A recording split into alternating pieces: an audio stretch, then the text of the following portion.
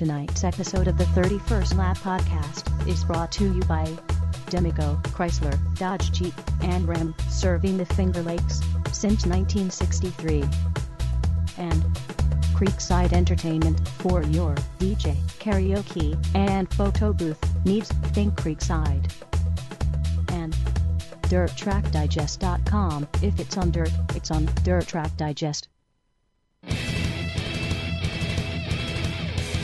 This is the 31st Lap Podcast, recorded live in the studios of FingerLakes1.com in downtown Seneca Falls, New York. And now, your host, Chris Marquardt.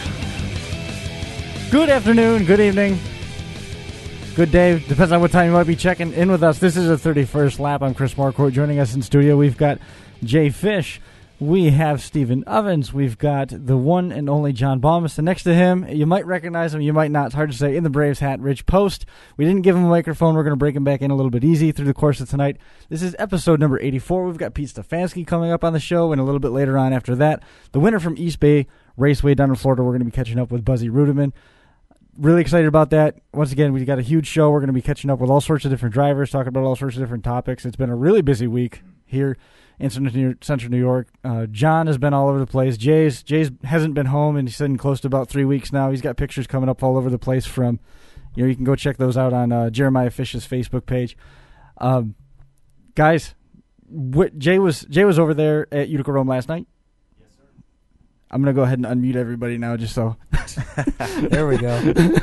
Nice. I was wondering who was going to bite first, but I had to set Jay up. I'm sorry. How was it? It was incredible. Two Dirt Motorsports Hall of Famers were honored last night, both Dave Lape and Jerry Cook. And, the argument could be made that Jerry Cook's also a NASCAR Hall of Famer. Right. With some of the touring he did and the guys he had to compete against, here locally, and then he had to go face them on the road, too. I mean, Evans was in his prime when Cook was trying to run to make a paycheck every week. So it was pretty awesome. And our own historian, Doug Zupan, who is probably listening tonight, did an amazing job talking to the crowd about some of the accomplishments that Dave Lape, the number 22, had in his incredible Hall of Fame career. How was the shooting over there at Utica? I thought it was pretty damn good. I mean, when was the last time you got to see those two up front? Right? I mean, going at it like that. Yeah, it's pretty awesome stuff, man. It's one of those nights that I said to Zupan after he got done talking to the crowd about Lape, I go, this is not something we're going to get to do ever again. Hopefully we live long enough to see some of the guys that come up today. Maybe we get to do that with Hearn and one of the Johnsons, or both. At some point when those guys are older and grayer and have decided to go on to other things, and maybe one day, 30 years from now, we get to do that for those guys and honor them in that way. And but I don't see it. I don't see it just yet. You know what I mean? And it's pretty amazing. We're in a time frame where Dave Lape is finishing up an incredible career, and we get to honor him when he's still with us. Well, John over there, he can't wait to honor Dave Lape. Look at him; he's just stewing. His feet are twitching. I wish we had the really excited about that one. No offense to Dave Lape, great driver. Well, Ronnie when Johnson, you grow up a lifelong Jack Johnson fan, Ronnie Johnson got a win at Utica last week, right? Didn't Ronnie Johnson get a win over there? I can't remember. They've had so many races in the last couple of weeks. I know, it's been crazy, hasn't it? You grew up a Jack Johnson fan, or whether you grew up a Dave Lape fan, or maybe Lou Lazaro or C.D. Coville. In those days, you liked one. You didn't like the others. You hated the others. They were the rivals. They were the competition. So being a lifelong Jack Johnson fan, never been a Dave Lape fan. Respect what he's done and what a great career, but yeah. How about that's where it ends? All right, how about being a Buzzie Reutimann fan? Is that acceptable in your book? Yeah, that's fine. We're going to be catching up with him a little bit. Absolutely. Buzzie's a great one. Still going. Making his first official appearance on the 31st lap and second, appearance since the lost episode. Yeah. Ow. Yeah, we were talking about that a little bit, and how that episode, like, usually the lost episode resurfaces at some point. That's not coming back. Nope. The only people that knew that happened were the people that were there. It was a good time. Hold on a second, because before we get too far into this, before I forget, You mentioned that Rich is back with us. We haven't seen him in like 6 months, it seems. And he's wearing an Atlanta Braves. No, he's not. Hat. That's a Canandaigua Braves hat. What is that? I don't know, but you need to stop drinking what's on. It's not the Atlanta Braves. Okay, No. all right. Well, then I won't break your balls. I was going to break your balls. No. But I was going to ask you how Jason Hayward was doing after he got beamed by that ball yesterday. That's a broken jaw the man took. Yeah. Amen. Took it like a man. He did. He did. Thanks to the Mets. Thank you. There you go. You guys are going to. If he can't beat him, knock him down with the ball. Brilliant. Those are words to live by. We can share. Okay, all right. We're Just big make boys. sure. We watch. Sometimes We got I got to give instructions over here. Somebody has to produce this mess. Well, it has been a while, so you better pay attention closely. This week seems so easy with people to talk to. Yeah, how'd that work out? It was really good. I mean, I don't know if anybody went back and listened to it. The conversation with Doneth was awesome. I learned so much about sprint cars. I had no idea that I was going to learn that much when we went into it, but we talked for close to an hour, and I'm glad that Jay was able to set that up. Otherwise, it would have been an absolute train wreck. It was it went off the rails a little bit, but it didn't turn over, kind of thing. It wasn't as bad as it could have been. Those are good ones. Yeah, those are good ones. Yeah. Question you got to ask yourself is: did you lose any of the arguments you were making? I wasn't arguing. When it came to sprint car setups and stuff like that, and some of the comparisons we were making, I wasn't going to argue with him. Doneth he's a knowledgeable dude, man. From all ends of the spectrum. He's building motors. He's worked on chassis of all manner and kind on sprint cars, modifieds. I mean, the guy's been around the block. He's plethora of knowledge, in addition to being a crazy son of a gun. Speaking of sprint cars, tonight is night one of the SmackDown at Kokomo Speedway. It's a 3-night event. Tonight is night one, and currently I'm getting a Twitter feed from USAC Live. And well, the reason I'm bringing this up is because we tried to have Jared Andretti on the show before, right? Last year, yeah, we did. He shot us down because apparently he's too good for this show. Well, ladies and gentlemen, that is John Balmas. Them's fighting words. Well, I just figured I'd let you know that he just dumped it on his second lap of qualifying a few minutes ago. So if he's too good for this show, good. Who just said good? Good for him, prick. Just remember, Jay, it was John Bauman. That's right. Hey, you don't want to come on our show? That's what you get. That's prick. right. So that's why I'm sharing that with you. The following comments are the opinions of John Baumas and no other. I thought maybe you might enjoy that, Chris. Yeah, that was it was funny. But once again, this is the 31st lap presented by D'Amico Dodge and Creekside Entertainment. Joining us from Creekside Entertainment, Stephen Ovens back from Orlando. Did you get a chance to go to any races when you're down in Florida? No, man. I was sitting by the pool drinking beer. Loving in the oven. I heard about that Thursday. Yeah. That was good stuff. He keeps texting me. I'm sitting by the pool. Yeah, I'm twisting the wind, jerk. Oh, man. Hey, man, I tried to liven up the live chat a little bit. You did. You did a good job of that. As best I could. Yep. You brought the party. No, Ken brought the party. Ken I was did. just Ken merely a part of it. Where is Ken tonight? Is he in there? I haven't seen him yet. Come on, Ken. I know. Where the hell are you? He heard you were going to be back. I did make it back just in time to go down to Woodhull, though. Cool. Yeah. Sprint cars at Woodhull. That's a show. It's wicked. It is wicked. I went down there and took that show in, and I mean, when they're going 3 wide into turn 1 at Woodhull, and Chuck Keebing goes from 4th to 1st coming out of turn 2. I mean, what better show could you get than that? Chris, and what the hell are you doing? Who's Molly? He's putting it right on my goods. Who's Molly? Your shirt says you're flogging Molly. Who hasn't? She's been around. Yeah, Woodhull's an awesome place. Dig it. Yeah. Got to get back. Justin Barger makes the last lap pass on Brian Howland. I mean, Brian looked like he had the race in the bag. Ran the bottom side of the track all night long, and all of a sudden here comes Barger, finds the top side, finds a cushion. Cushion was like concrete. These guys were bouncing off it, going off at turn 4, headed for the wall. It was a good show. Good show. So. We're going to be getting Pete Stefanski on the line here. This probably wouldn't be a good time to talk about me being at the Valley on Thursday, then, would it? After that. How do I follow that up? Well, you can try. Well, the top 3 finished where they started. Mm-hmm. That doesn't really tell you the story of the race, though, I guess. That's right. In all fairness to the Valley, I guess. Feel free to. That's why you're Mr. here. Dirt Track USA. Brett Hearn had a flat early. He started 3rd, was running 3rd, had a flat early, and pitted and didn't storm through the field to get back to where he started and did finish 3rd. But the race up front really wasn't too entertaining. Top 2 just pretty much stayed there the entire race. And Other than that, but it was entertaining watching Brett come through the field, but nothing like you were just talking about at Woodall. He spins an interesting story, doesn't he? This guy, he's like he's a wordsmith. He painted a real picture for me. I feel like I was almost there. You should have went. I should have. Did you go? How come you weren't? I don't know. I was probably polishing something at the house. Yeah, polishing your knob. Brass. You said you were in a budget meeting. I had work that night. I got out of work late. But, man, it's been a good week this week. I'm in one of those moods tonight. Yeah. Excellent. Tuesday was awesome. I mean, this week just keeps on rolling. The hits keep on coming. Fulton Speedway opened up. Hits keep on coming. Good segue. Yeah. I like it. Literally. Yeah. We blew everything up that they could blow up. There's somebody walking outside their house this morning on their way to go pick up their check from the post office going, where'd my car go? Where is my car? It's underneath that RV bumper. That just landed out of the stratosphere. All they want to do is just go get some powdered milk, man, and some peanut butter. And they come out of their house, and there is no car there. It was used by smashed Empire Films and some godforsaken demolition derby. There was 4 demolition derbies. Yeah, there was a total of 4. There was a total of they ended up splitting the youth class. They had so many youth cars, they split it. 11 and 12-year-olds and then 13 and over.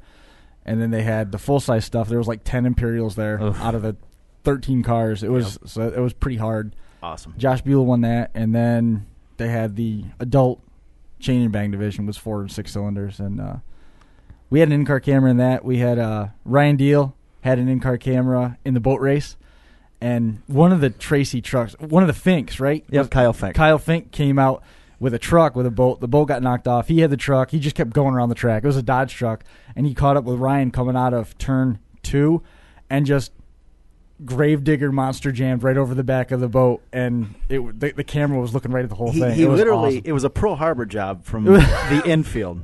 He started out with a full-size single-cab Dodge pickup truck, probably 91, 92, right? Yeah, it was. And he Pearl Harbors the guy as he's going in between 1 and 2. Like, out of nowhere, like, the guy's probably driving along, happy with his little boat behind him, and blam, there's a Dodge pickup laying in his boat.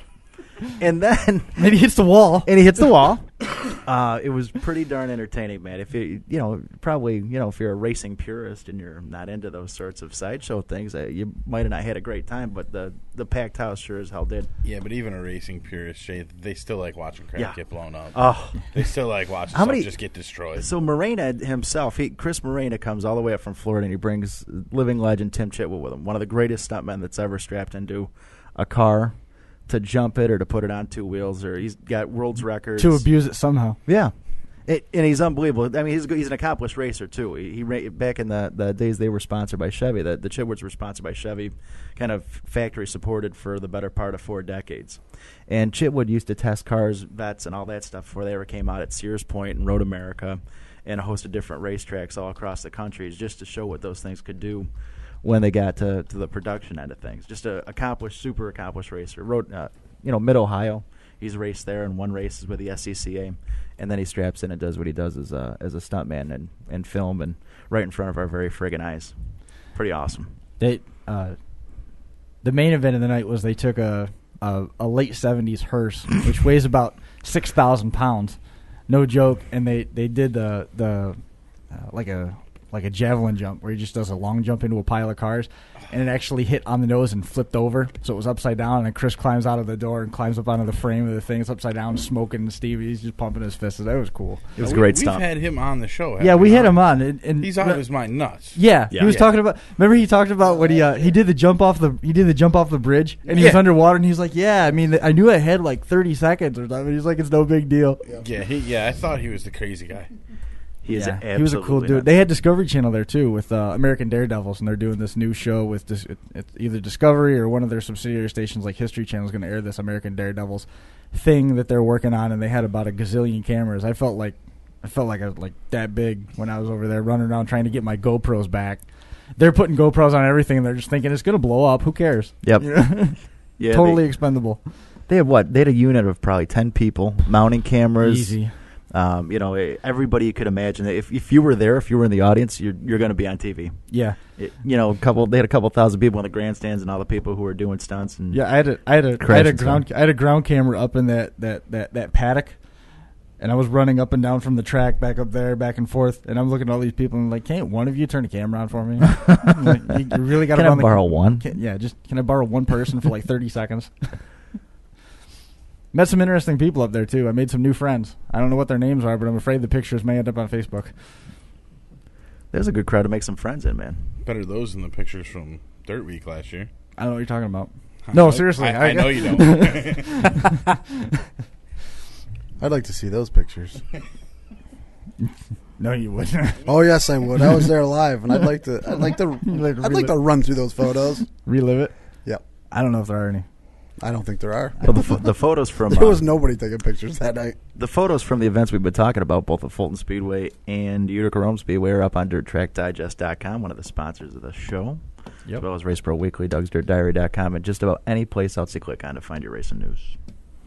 Speaking of sponsors, we got some people that we need to talk about quick. We need to get this in before we get Pete Stefanski. It'll give you a chance to get Pete on the line. Just wanted to first make a quick mention of our good friends over at D'Amico Chrysler Dodge Jeep Ram. They've been a staple in the Finger Lakes since 1963. D'Amico Chrysler Dodge Jeep Ram offers full-service parts and sales from their headquarters on Routes 5 and 20 on the west side of Geneva. Their lineup includes the new 2014 Jeep Grand Cherokee, the Dodge Charger, the Chrysler 300, the Dodge Avenger, and the hot new offering, the Dart. This is the 50th anniversary sale, celebrating 50 years in business, and they are in desperate need of pre-owned vehicles. The pre-owned inventory has been beat up pretty hard by the May, June, and July record numbers. And then, of course, we've got the special anniversary sale.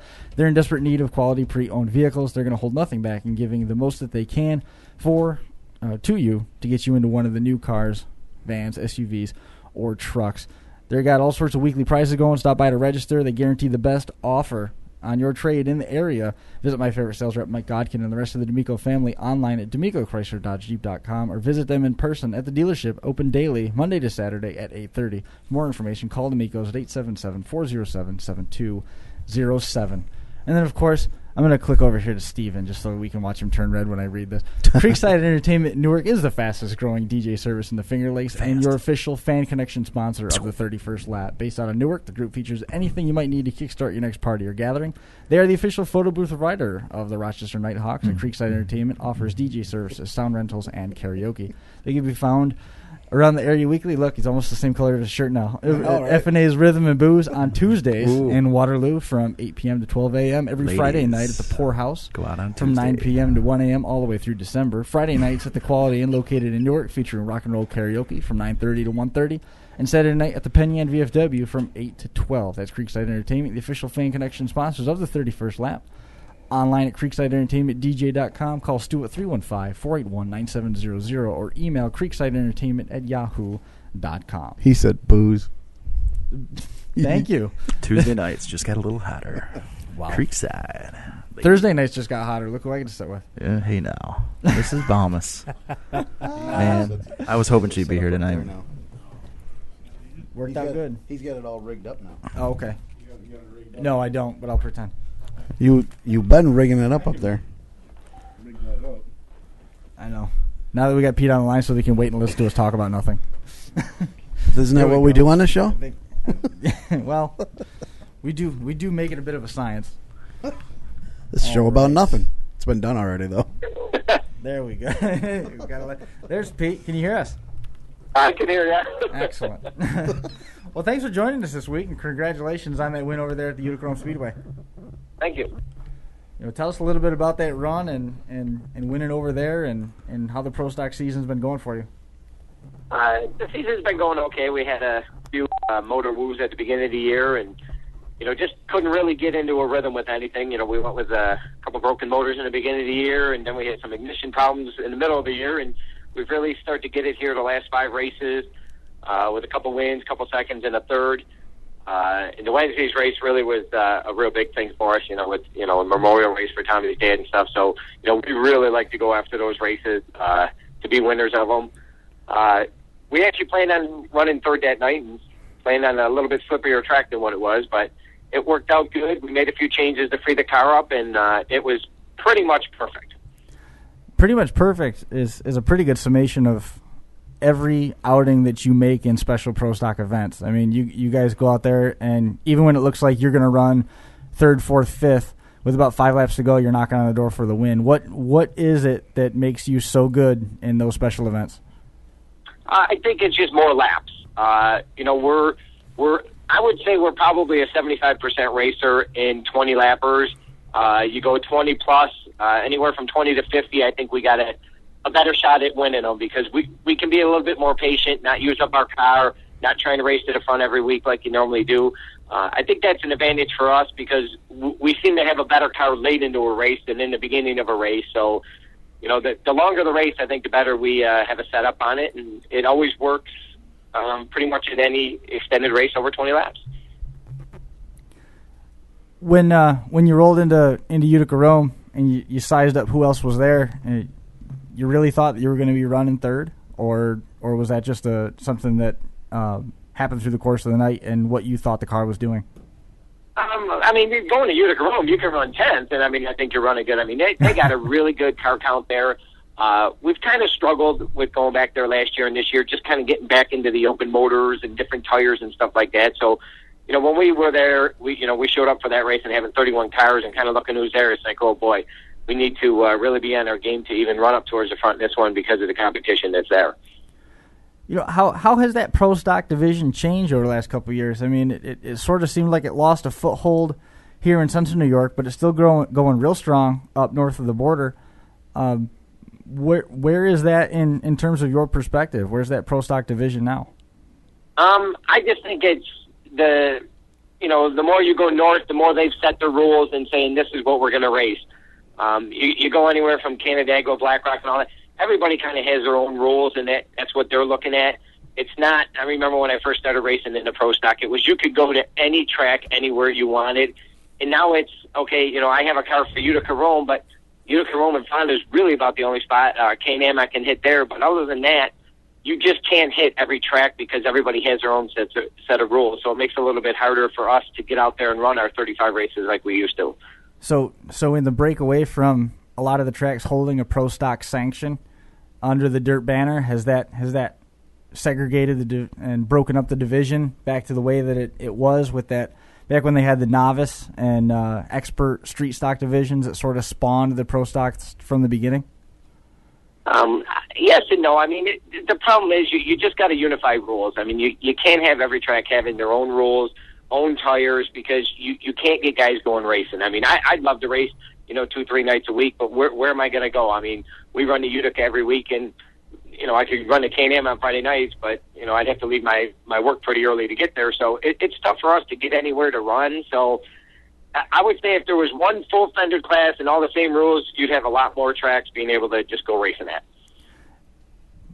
Now you made the reference to the open motors. Would you prefer running an open engine option, or would you prefer to have the crate on board your car? Me personally, I like the crate. It's cost. That is a very inexpensive way to go racing. It's $31.50 shipped to your door. You put it in your car. Get it maybe tuned up on the dyno with someone. But it seems to be that was the better way to go as far as not having to spend a lot of money on motors, not needing a lot of horsepower, and with a rev limiter, everybody's on the same playing field. So, the guys who have a little bit more money, and I think that's kind of what we did. The pro stocks out in a lot of areas, you had too many guys spending a little bit too much money. And I think when they went to the crate, a lot of guys got out because they didn't like that. But I was kind of against it at first, but definitely for it now. So do you see yourself doing anything other than pro stocks, or is pro stock pretty much where it's at for you? Pretty much where it's at for me. They're running sportsmen and that. I've talked to some guys who moved up, and the budget that they need to go racing to run up front is way beyond what I want to spend. These guys will say they're not spending any money, but, you get it out of the true guys. You better have $15 to $30,000 to race a sportsman for a year because stuff gets bent even though you're not running into people. So you're not going to, for that kind of money, you could have a really, really good 360 sprint car program. Yeah. But I still like the pro stocks. It's fun. It's inexpensive once you have the initial cost of everything. You don't really bang up a lot. I'm the third year on my body and stuff on my car. That's kudos to the guys that, you race with, too, where they don't want to sit and beat and bang. So, and Utica is one of those tracks where there's plenty of room to race with everybody. You're running now with a little, well, I don't know if this is entirely fair to say, but let me reword that. Do you keep in touch at all with some of the old pro stock guard? Like guys like, I don't know, Jip and Dave Bissonette, past pro stock champions. Do you catch up with them at all? I talked to some of the guys. I talked to Tommy Cook once in a while. I haven't talked to him in a little bit, but right. I talked to all my friends up north, Alan and PJ Peters, and guys like that I've always raced with. And a lot of guys wish that the pro stocks were back around because they would probably go back to racing that because they've moved up or whatever and realized the cost, and they're just really not having a lot of fun anymore. I mean, how important is that fun factor when you're doing what you're doing at the level that you're doing it? Oh, it's huge. I mean, for me to drive 2 hours and 45 minutes every week, I better be having fun, or I'm going to sit at home and just go racing with my nephew or something like that at a local, Ransomville Speedway or something. But if you're not having fun in the class or any class that you're in, it really makes for a bad night every time you go racing. Right. Any plans for, we're going to be catching up with Jeff Hockman here in 2 weeks and talk a little bit about Pro Stock, or Super Dirt Week as we move towards that. You got any plans to go to the mile this year? Oh, yeah, absolutely. I mean, we've won it the last 2 out of 3 years. We're very competitive there. We've always finished in the top 5. The crate motor that we've won both races with is sitting on the floor ready to go in, and as soon as we get these next couple of weeks done at Utica, we'll pull the open motor out, pull that old raggy body off, and put the good stuff on to go to the mile. Pro stocks are so wicked on the mile, man. They look so freaking good. Pete. Absolutely. Pete, how hard is it to set up your car for Syracuse on the mile? I actually set it up the same way no matter where I go. You kind of get your base set up in it and just go as its track changes. Syracuse was definitely different last year. Normally you run the inside retaining wall. Last year we ran the outside retaining wall. So it's tough to say what it's going to be there. I think it's losing its grip. So we changed a little bit. We've tightened the car up more each year where we used to have to free it up because of the bite in the track. But we'll go with our same base setup we went with last year that we won with and see what we get from there. Do you look forward to Syracuse? I mean, is it one of those things where you really want to get there and race on the mile, or is it some guys do really well there, but even though they do well there, they really don't look that much towards going? I like it. I mean, it's just something different. You're not. I mean, hopefully you're not going to come home with a banged up car unless something happens, but. It's our Daytona 500 in, my eyes. It's nice going there. Nice. Everybody's got nice, straight, clean cars. And we really put a good show on there the last few years with everybody, 2, 3, 4 guys racing for the lead and, so forth through the pack. So I look forward to it and looking forward to it this year.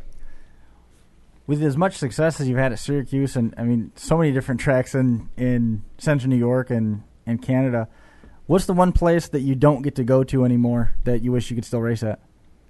Rolling Wheels in Fulton. Wow, that didn't take any time at all. Yep. Yeah, I mean, Fulton is just, I love that place. I wish they had a full fender class there. That would definitely be something I would probably drive to. Rolling Wheels, kind of got a miscommunication this year on the race that was there this year. We didn't think they were having us, and at the last minute they changed.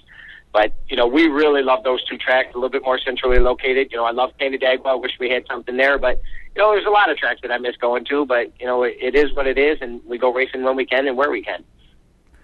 Now, you made the reference to the confusion there with Rolling Wheels. Tell us a little bit more about how that situation played out. They said it was just going to be, from what I was told in the beginning, it was supposed to be the same as before, the Pro Stock Street Stock Challenge. And then we heard it was just for the street stocks. And I even heard just prior to it that it was only the street stocks, but come to find out a week prior, they're like, oh, we changed our mind, wanted the pro stocks too. And, well, I love that race, and unfortunately we didn't get to go to it. I see. What you got, Jay? You're thinking over there. I can see the wheels turning. No, I love talking about pro stocks again. You know what I mean? It just bring it back. So I missed Syracuse last year. Had some stuff going on that kept me away from the mile, and I just thinking about how cool the pro stocks are at Syracuse. Just how the racing is so good. Those guys just get together because they don't have 200 laps. You know, they've got a limited amount of laps to get it done, and they all kind of run that place as hard as you ever would want to race at any racetrack. And what's that experience like, Pete, on a track as big as you're ever going to race at? Being around all those guys that you run against, week in and week out on a half mile, and then just kind of expanding that to a full mile and up in the speeds and up in the danger. What's that experience like? It's a little bit scary, but you really can't think of it that way because you start getting scared. You're not going to be on the gas as much as you should. To go there, it's an experience. Anybody who hasn't been there really should get there. Like I say, we enjoy it, and you push the limits of yourself and your car there because you're on the edge. I mean, to run up front there, you got to be almost on the verge of being out of control to be fast there. And I'm sure we proved it last year. We were running 4 wide through the corner a lot of times for the lead and, dicing back and forth. I mean, that's racing. And to be doing that on the mile, it's kind of hairy, but when you're racing, you don't realize what's going on because you're just concentrating on, hitting your marks and doing the best you can. Is there any one area of the mile, Pete, that you have to be perfect in, or does it, if you're not perfect in that corner or that straightaway, it kills your whole lap? I would say definitely coming out of 3 and 4 because it sweeps a little bit more down the front straightaway. It's tough. It depends if it's smooth. I mean, we ran it very outside, so I would say almost the whole track was kind of a handful last year because the bottom was so bumpy. But I would say if you kill your momentum through 3 and 4, you're going to struggle down the front straightaway, and that's where you're going to get past. With the way you guys were racing at the mile last year, I mean, as you mentioned there, 3 and 4 wide, couple cars deep. How narrow did it get going down the backstretch as you go into turn 3? I mean, that tapers down pretty sharp when you get into that mouth of 3 and 4. Yeah, I would say that the widest we were going to go into 3 and 4 was too wide. I don't think we could have got 3 in there. A couple times we stuck our nose under guys looking at 3, but I just didn't think you could do it. So, we picked our spots where to get by the guys and just worked our way to the front. How rewarding is it for the Pro Stock class as a whole when people walk out of Super Dirt Week saying that was the best race of the weekend? I mean, it means a lot to us. I mean, to go there and watch, I think there was only 26, 7 of us there this year, to have everybody saying, wow, that was the best race into the weekend. I mean, that means a lot to us. I mean, to have not the 51 cars that we used to have, but, to still get the cars there and do what we do and put on an awesome show for everybody, it means a lot to us. Is that something that you guys kind of know when you get out of the car and the race is over and you had some time to digest it, or is it something that kind of just trickles back to you and once you hear it the first time it's from somebody that you know and maybe it's just lip service and over time the more you hear it starts to sink in? Yeah, I mean, that's definitely it. I mean, because when we're racing, we really don't know. I mean, we're, even though you're side by side with guys, you really don't know what's going on anywhere else, but, with you or the guy you're with, I mean, I watched the tape from Syracuse last year. I never realized we were full wide going through 1 and 2 and dicing back and forth and Rocky being out within the fence trying to pass all 3 of us. I mean, you don't know that when you're in a race car. All you're concentrating on is maybe the guy you're next to so you don't hit him or, just trying to hit your marks when you're leading the race. You just don't know what's really going on at that time.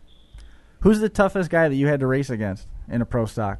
Going across the board all the way back to, the dirt Pro Stock series when it had every track in Central New York right up till now?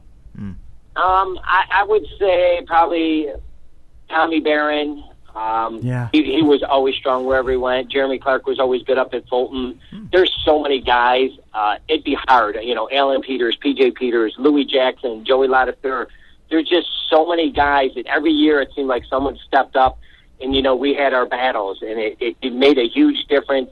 When you were racing, we raced for Jip with a championship. I raced with Alan Peters for a championship. I raced with Lattiser a couple of years for a championship. I mean, it seemed like every time you thought that, okay, that you're going to race that same guy, somebody else would step up and you're battling for the lead. So there's just a countless number of guys that I would say were always tough when we were racing. Who's the most skilled driver that you ran with and never got a chance at winning a championship with a Pro Stock Tour? Say that again. Who is the most skilled driver that you got the chance to race with that hasn't had a chance to win a Pro Stock Tour title? I would say Alan or PJ Peters. Yeah? Yeah, I mean, they put the effort in. They helped me through the years win my championship. I'm rooting for PJ this year to go out and win it. Alan's been off of it a little bit. He's not racing as much as he normally would. But those two, I think, are deserving candidates of it. Because, they were always there. They helped me get my championships, and if it wasn't for them, we wouldn't have got the 4 in a row that we got. How difficult was it to pull down number 4 after you'd done so well picking up the first 3? It was a little bit tougher. I mean, as the years go on, like I say, you get another guy who steps up their game saying, they want a piece of it. The first one was pretty much amazing to win that. I don't remember exactly how close we were in a couple of them because I think one or two of them we just had to take the green at the final race. But, to go into a race and say, okay, we got to finish 11th or better, you can still lose it. So, it was just awesome to win that. I just wish we could have won our 5th one because we did score more points in the overall dirt series itself, but just we didn't have a home track to go with it. Right. Do you want me to ask him about passing points, John? That's up to you. No. Why you gotta throw me in the middle of this? I was making conversation. That's all. Well, now that you brought it up, you might as well ask. How do you feel? John's a big proponent of passing points, and I was wondering what he does a lot of sprint cars and wingless sprint stuff, and passing points far more prevalent on that side of the racing thing. What's your take on passing points? There's always a passing point. What I usually judge it off of is, the guy you're racing at that time, looking at him or the guy in front of him and look at where they're the slowest to where you're the fastest. It's probably going to be a different point every time you get to a different guy. A guy may slide up going in. It gives you the opportunity there, or coming out, he's just a little bit loose and it gives you to get underneath him, or vice versa, drive around him. Every guy, I think, is different, and I think that's very important in racing to know what everybody else does. So when you get to them, you don't have to wait that lap or two to decide, okay, what are they going to do this lap? I mean, most people have the normal characteristics of racing, and you can kind of judge it. You're either going to pass them on the bottom or get them around the top, and where you're going to get them when you get there. Going forward, beyond where we are right now, and we talk a little bit about Syracuse. Do you have any plans to make any of the postseason races beyond Syracuse, or is your season going to be pretty much done with Super Dirt Week? That's going to be pretty much it. I mean, Syracuse is about it for me. I don't really have anywhere we could go. I think that's actually the last race unless Eastern States. I'm not sure what they're doing there. But the weather's always so sketchy for me to drive 5 hours and take a chance of rain is tough when we're really not in it for anything. But Syracuse will probably be our last race for the year. Gotcha. Tell us, before we let you go here, tell us a little bit more about who helps keep the car going and how fans can catch up with you if you're into the social media stuff.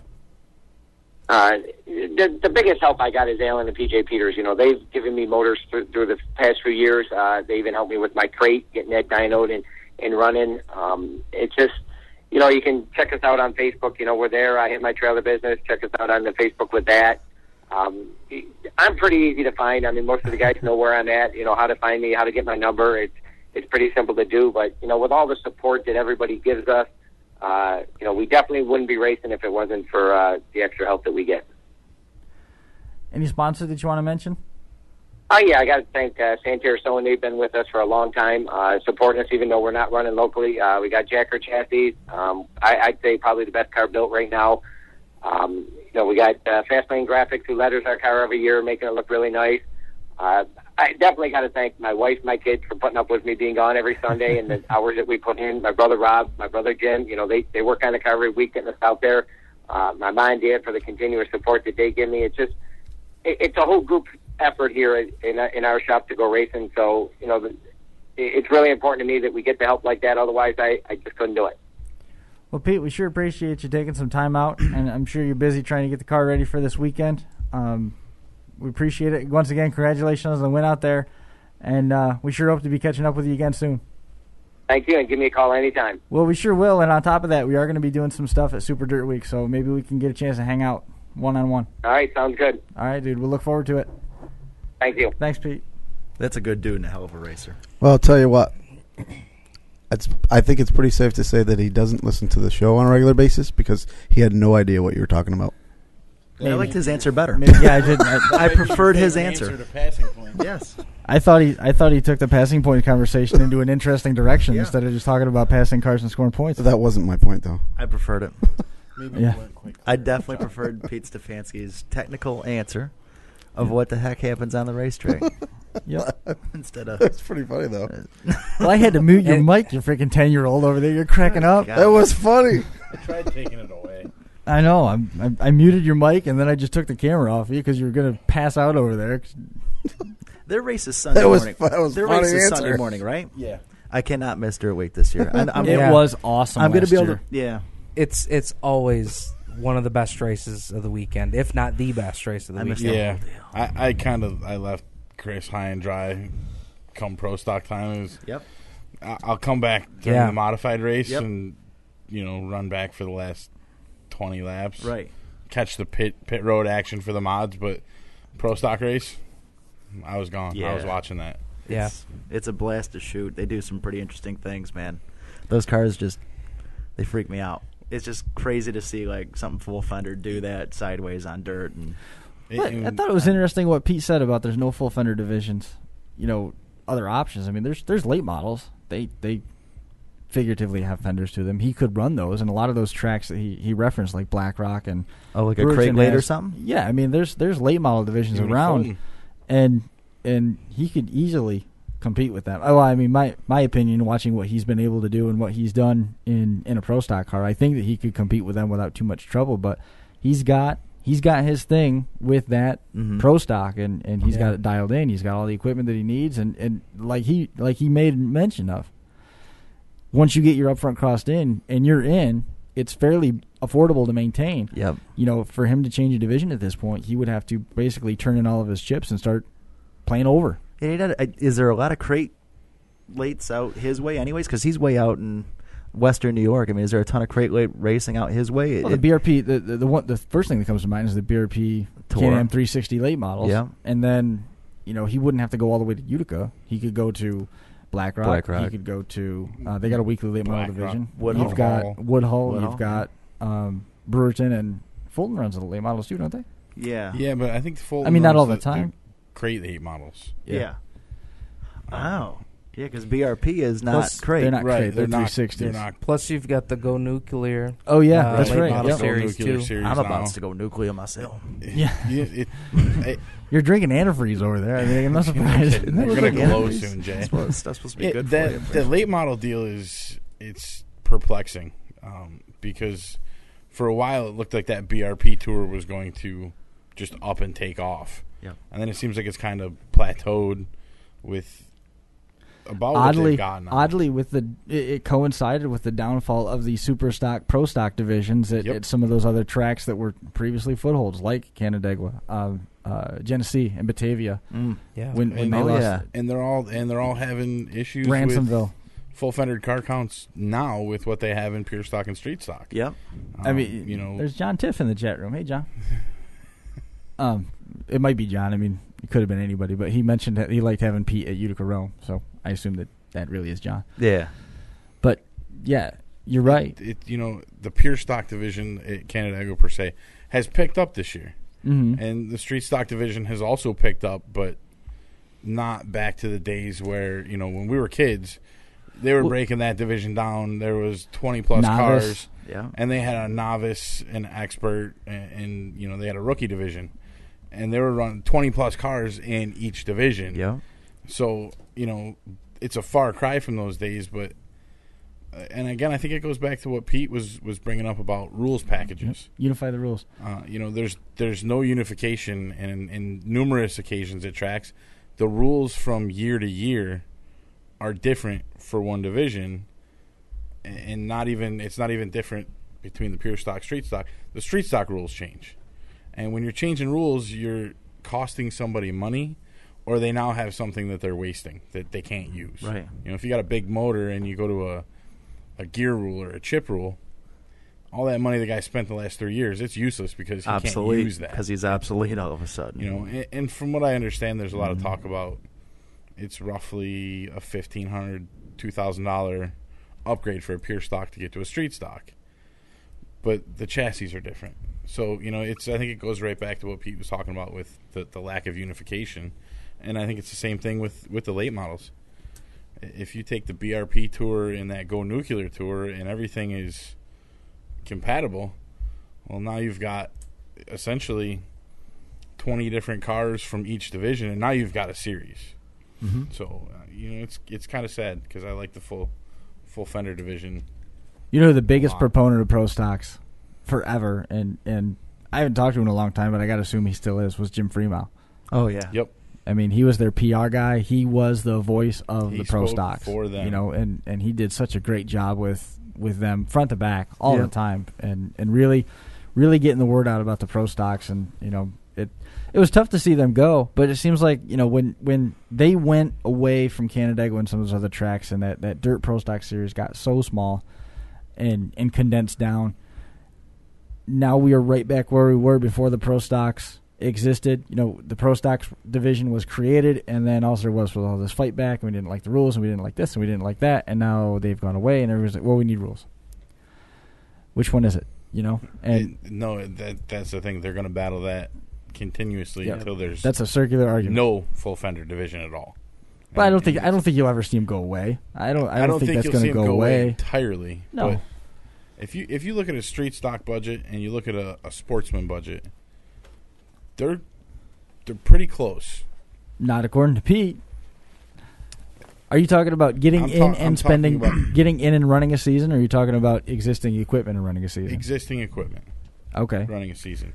I think you're close. I mean, if you've got the equipment, but if you're gonna jump in and start, and you're looking at, let's say, a sportsman's $5,000 more off the initial nut that you're going to spend in a street stock or a pro stock. You or a 360 sprint car with passing points. Yeah, with passing points, especially for John. But if you're gonna get into racing, and you have that $5,000 to spend, you're going to, because that sportsman is viable at a lot more racetracks than your street stock is. Oh yeah, no doubt. So you're going to be able to take that more places and find a place to fit. Where the street stocks right now, I really believe that the street stock rules are so different between the tracks because that automatically writes those cars locked into your track, and that guarantees you undercard, which guarantees you back 8 revenue. I do not disagree with you, but I think. I don't think you'll ever get anybody to publicly say that. But when you look at, there's so much call among those drivers to unify the rules, and nobody will do that. Nobody's stepping up to call for it. But I think if you grabbed, the CMP car count went up in both pure stock and street stock, and they're hauling in some Ransomville cars because they have said that your Ransomville car is legal here. That's increased the numbers. So that right there. But is your Ransomville car competitive here? Absolutely. Is it? There's now you also have the Mike Welch and Adam Depew are running away with races. They're taking off. They're racing each other, but they've also been doing it for a very long time. They're running really good equipment.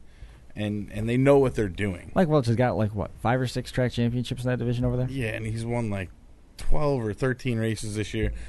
But he's been doing it for so long. Mm-hmm. When he unloads that car, they're checking air pressure before he rolls out. And that's it.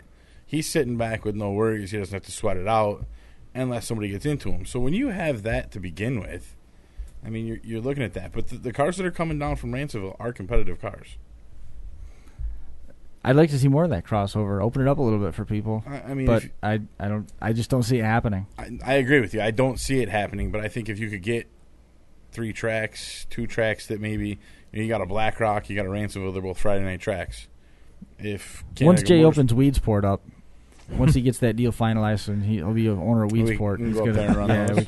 Apparently the owner's doing something. There was that article in Ariano. They're going to do something with her. I've spoken to a few people, and they are moving in a direction to get some cars on a racetrack. Good. Amen, because we got a museum that would love to have all those people show up. I bet. I'd buy a season pass to that place if they open it. Oh, God. And you can rest assured when they do that, they're going to do it right, and it's not going to be the dilapidated Weedsport Speedway that many saw last year at Dirt Week. And they did what they could do to open it up and get a show run. Yep. But I think that these folks are taking it a lot more serious than that. This is something it's not just, hey, let's get a racetrack and let's go open up and see what happens. It's, hey, we've got this. Let's go do something with it because we know we can make it work. People want it so bad. Everybody you talk to at any other track, they're like, hey, what's up with Weedsport? What's up with Weedsport? When are they going to start running Weedsport? I'd love to see small car shows or something like that go in there to get it going sooner as opposed to later. We talked about that a little bit, and we'll be able to touch on this a little bit once we finish up. Buzzie Reutimann is going to be on the Creekside Entertainment hotline here in just a little bit. Steven's getting him on the line. We talked a little bit about the importance of the midweek show and how Waterford resurrected their speedway. Sure. Using midweek programs, small events. Running Legends cars, running whatever they could get to come on there midweek, and it worked out great. It's a feeder. It gets people used to coming to the track. Your Wednesday night show isn't going to be a full-on slot admission price either. You're going to run it for, less. And because you don't have the huge nut to carry, you know what I mean? With a big block modified headlining division. So Fulton hit a stinking home run with it. And Utica-Rome ran a full-on show, in all essence, 2 full-on shows last night, and had a really positive night with it too. Normally you try to pull off twin 20s on your weekend night, turn around and do it all over again on Wednesday. That can be a little tricky because you have to up the gate a little bit, but they put it together. How was the crowd last night at Utica? Wicked. Big? Yeah. I mean, for healthy. When we're talking midweek show, it's sometimes you hurt at the front gate. For those of us who got to work for a living, it was outstanding. Because everybody had to get out of work. It was a late arriving crowd, which you expect, anyways, on these midweeks. Fulton was like that too. Fulton was exactly like that, and Utica-Rome did real good last night. Crowd was awesome. They had plenty of cars and damn good racing. All right, we're going to go over to the Creekside Entertainment Hotline and bring in a guy that I'm sure knows a few things about the Utica-Rome Speedway, Buzzie Reutimann. Buzzie, welcome to the 31st lap. Hey, guys, I'm glad to be on tonight. Thanks for giving me a call. You got it, no problem. Absolutely. We heard about your win over at East Bay on Saturday night and hope that you'd be able to come on tonight and tell us about it. Oh, my goodness, yeah. Yeah, we had everything going pretty good. The saying goes, even an old blind hog will root up an acorn every now and then. Nice. I'm using that. Absolutely. Either that or law of averages catch up with you and you win one every now and then. But we were real happy with the win, especially it was a good race to win, 2,000 to win, so that was a good deal. And but I tell you what, the weather down here this summer has been terrible. It was 8 times we've been rained out down at East Bay Raceway this year. Shoo. And so we was happy to get a show in down there. It rained all around.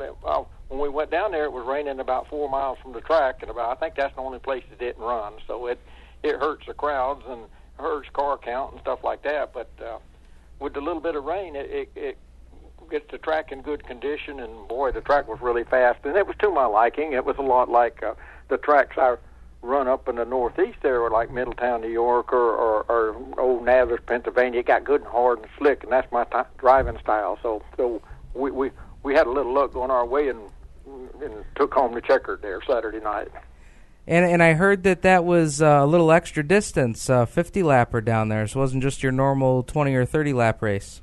Yeah, it was 50 laps. They dropped the green, and I jumped out to the lead there, and I ran, and and I thought, well, I must have missed the halfway mark somewhere along the line. And the yellow finally come out, and I looked up at the scoreboard there, and it was 20 laps down. I thought I'd done run 100.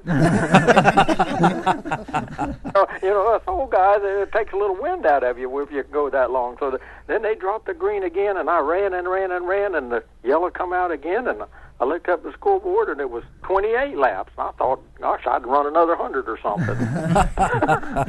So we took off again there, and then the yellow finally come out, and it with 9 laps to go, and that put one of the cars behind me that I was a little bit worried about, the number 2, that Kevin Dixon, who runs good down here and won some races, and it's not an easy lick anymore down at these tracks. All these guys, they buy these cars and get a store-bought motor, and they go pretty fast, whether they know what to do with the car or not. But the boys are getting pretty good down there, and there was a number 2 car and a number 8 car and a 22 and a 27. Those guys was all right there behind me, and I said, oh, boy, here we go. I can't lose this race with 9 laps to go. So I gave it all I had the last 9 laps and got me 2 or 3 car lengths lead there. So I was glad to see the checker flag come down because, it's so hot down here in Florida. It's so humid, and it must have been 120 degrees inside that car. I think I lost about 5 pounds, but of course David says I need to lose 5 pounds anyway.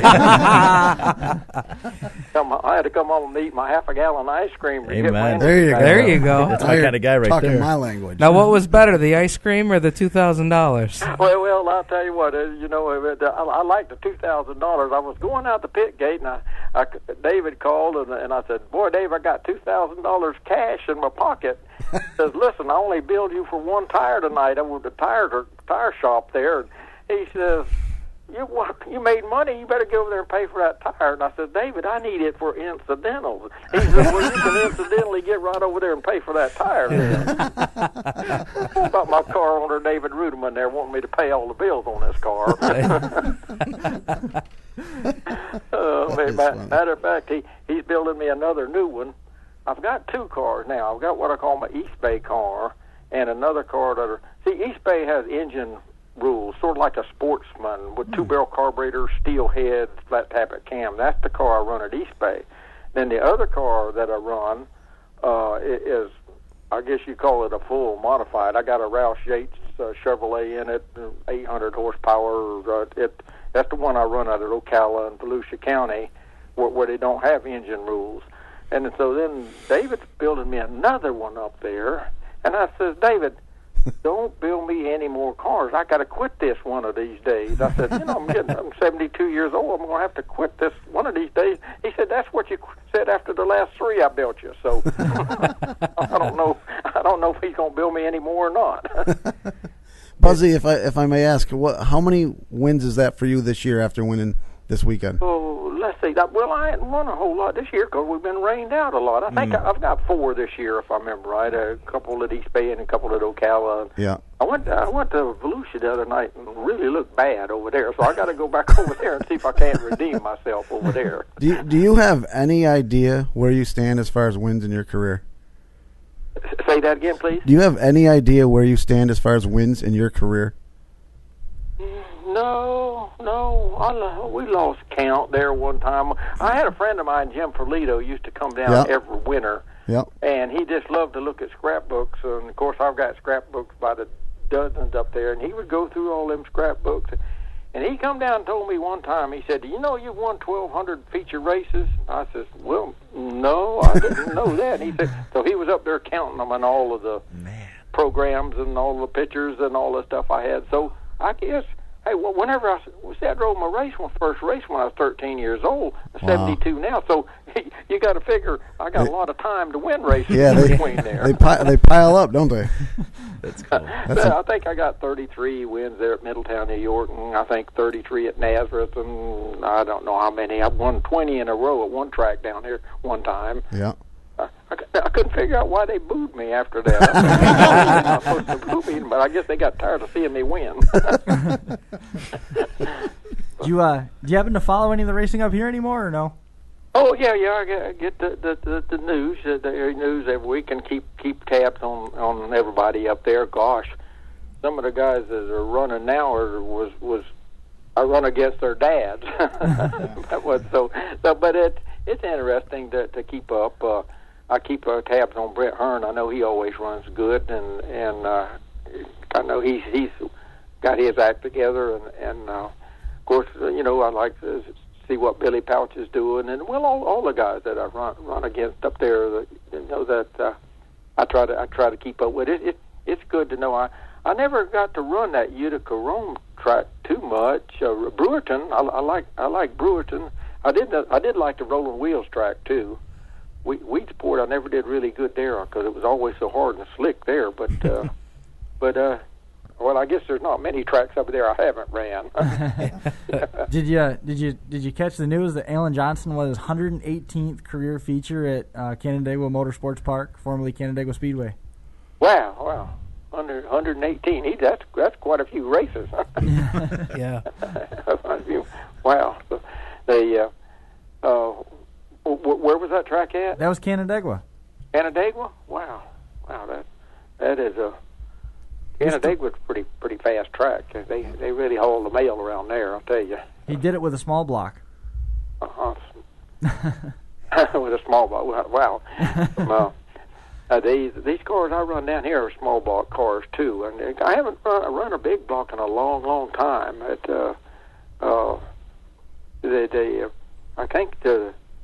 I think the big blocks basically someday are going to be out. You know what I mean, with the advent of the crate motors and the economy the way it is. I think sometimes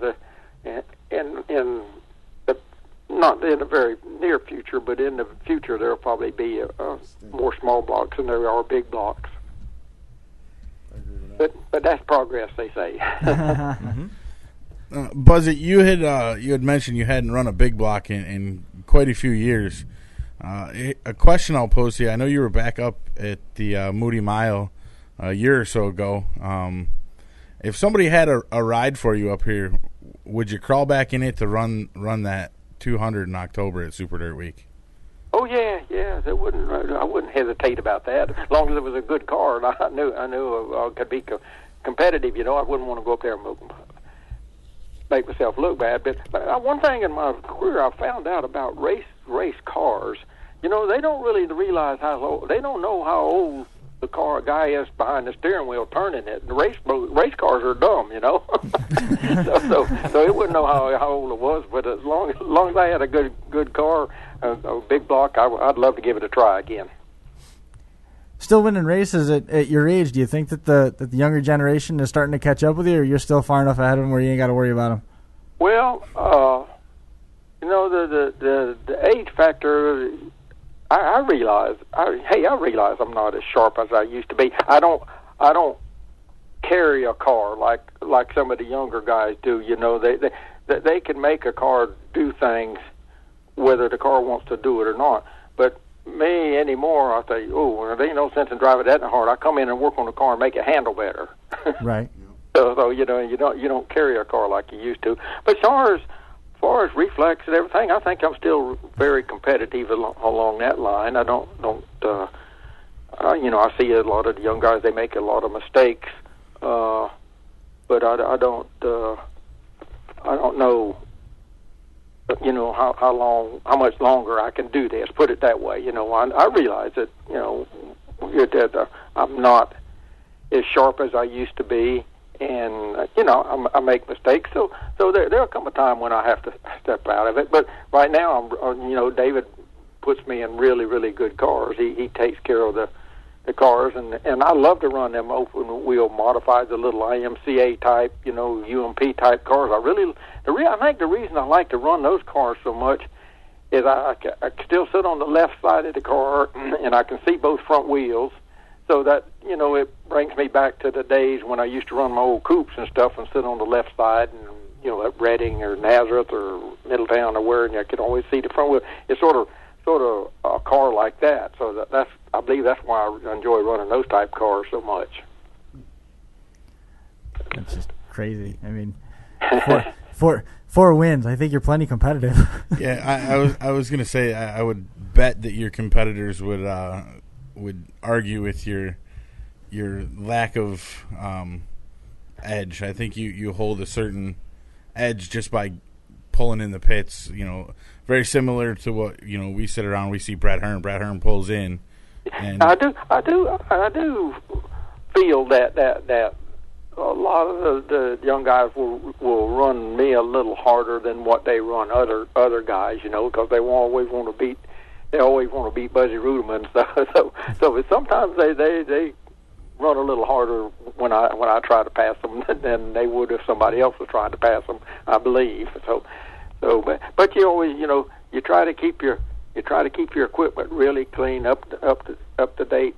First, try to get a first class. You looking at anyway, and you when you pull into the pits, a lot of guys they'll know that they've got to beat that car, so that works out pretty good for you.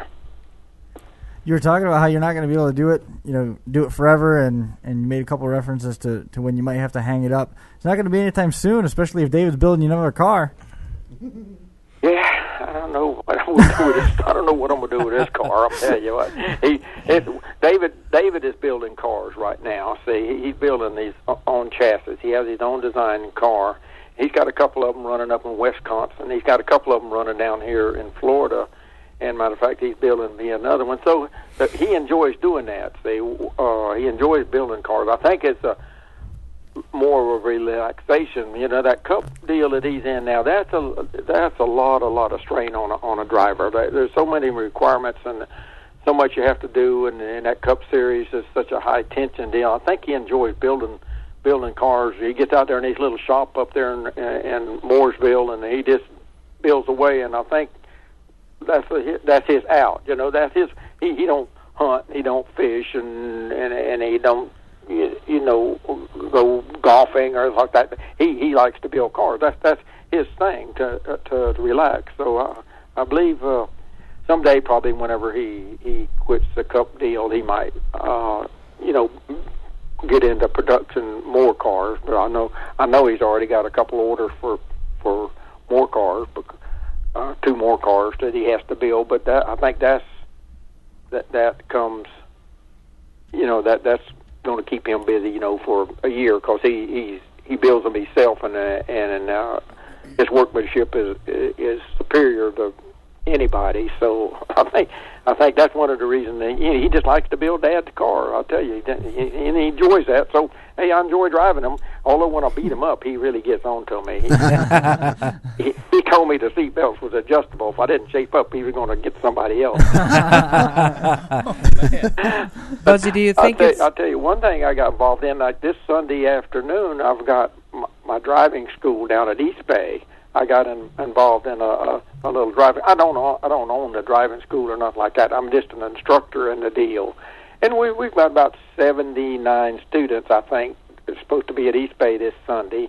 Of course, I got a race Saturday night at Ocala, and then I got to be down at East Bay at 8 o'clock on Sunday morning to start the classes down there. We have six of these open-wheel modifieds, IMCA-type modifieds, and we have a little classroom, and we take the people out and put them in the cars and get them going and let them follow a pace car around 5 or 6 laps around the track, and then we pull the pace track off and let them go. They can go as fast as they want to go or as slow as they want to go, and everybody has a really, really good time. So I really enjoy doing that.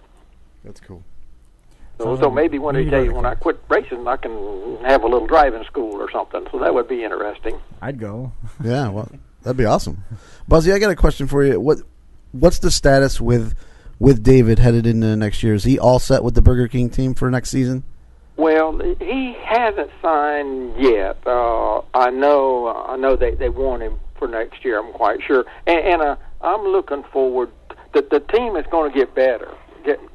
Don't get me wrong; they're struggling right now, yeah. And they're a new team. I talked to the car owner, and it's only their team's only like 36 months old, so right. they're just now getting into they're building their own cars in house now and hanging their own bodies. And they have their own motor program. Toyota doesn't help David's team at all. They just do Waltrops and Gibbs as motors. So the Toyota motors, they have to be built in house or Buddy Arrington's working for them and building their engines. Well, that's not a bad person to have on your side when it comes to engines. Yeah, he's pretty sharp, but it's taken a while to develop these deals, and he's gaining on it. The motors are starting to make more power, and the chassis are running now are old Red Bull cars. Right. They're still not brand new cars, right? And they have a couple cars coming off their jigs now, but David and them been tearing so many cars up, they're having to use the guy to fix the cars they got instead of working on the new ones. So, because they're a small team, right? But it'll get better. David really likes his new crew chief. It's like he said the other day. He said, we've had the 3 best cars I've had all year, and he said I have nothing to show for it because the other day he got into the wall there at Michigan, but the number 13 Mears slipped him in the back end there and got him loose and got into the wall, and then at Washington Glen, believe it or not, he had a pretty decent car for a road course.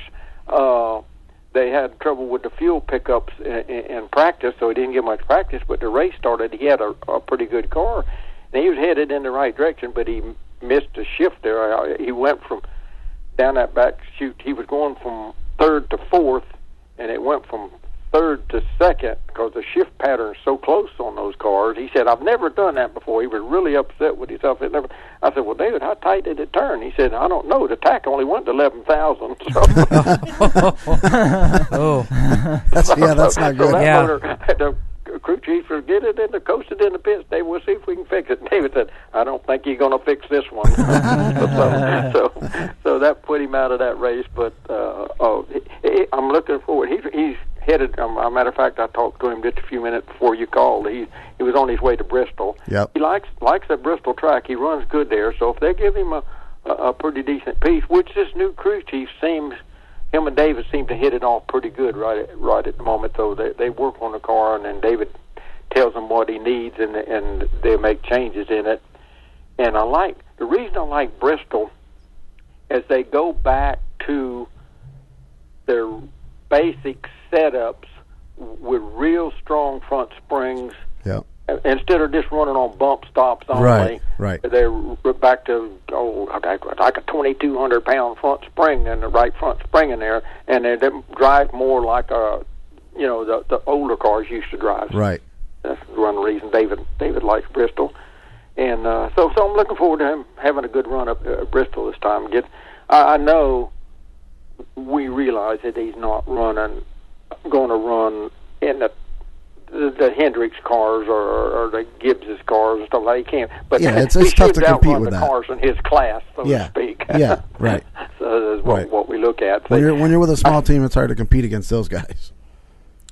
Say that again? When you're running with a small team, it's hard to compete against guys like Hendrick and Roush and Gibbs. I noticed like NASCAR will divide the cars up when they go around there on the pace lap. They'll have like 25 and 25 or something like that. Yep. But really, there's two different races going on in the race.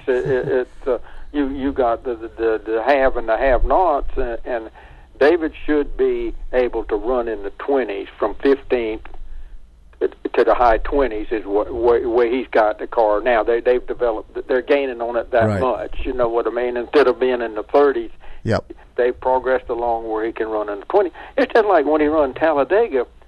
That car was 7 years old that he run at Talladega, just with a new body on it. Wow! And just before that big wreck happened, it blew up. The motor blew up because he was running along there, and he said, well, I'm not getting any TV time back here. I better get up. So he got up there behind that Lee, and here they went to the front, and I thought to myself, David, you better get off the outside of that track. You got that thing wound up too much. It's fixing to blow up. About that time, Spotter says, what happened, David? And he says, it blew up. But he missed that big wreck there, that Tony Stewart caused there, and I told David, well, at least you missed a wreck. He said, maybe I should have been in it. I might have killed that car so we could get another one.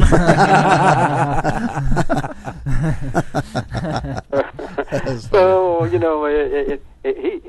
I'm like I say, I'm looking forward to next year. He's progressing along, and the team is going to get better as it goes. So they have more notes from each track they go to, and like the car owner said, but he said it's going to take 3 or 4 years here to get this done. So I think they like David because he has experience, and he usually brings a car home in one piece, and so that means quite a bit for a new team, so they don't have to build some new cars from scratch all the time. But right.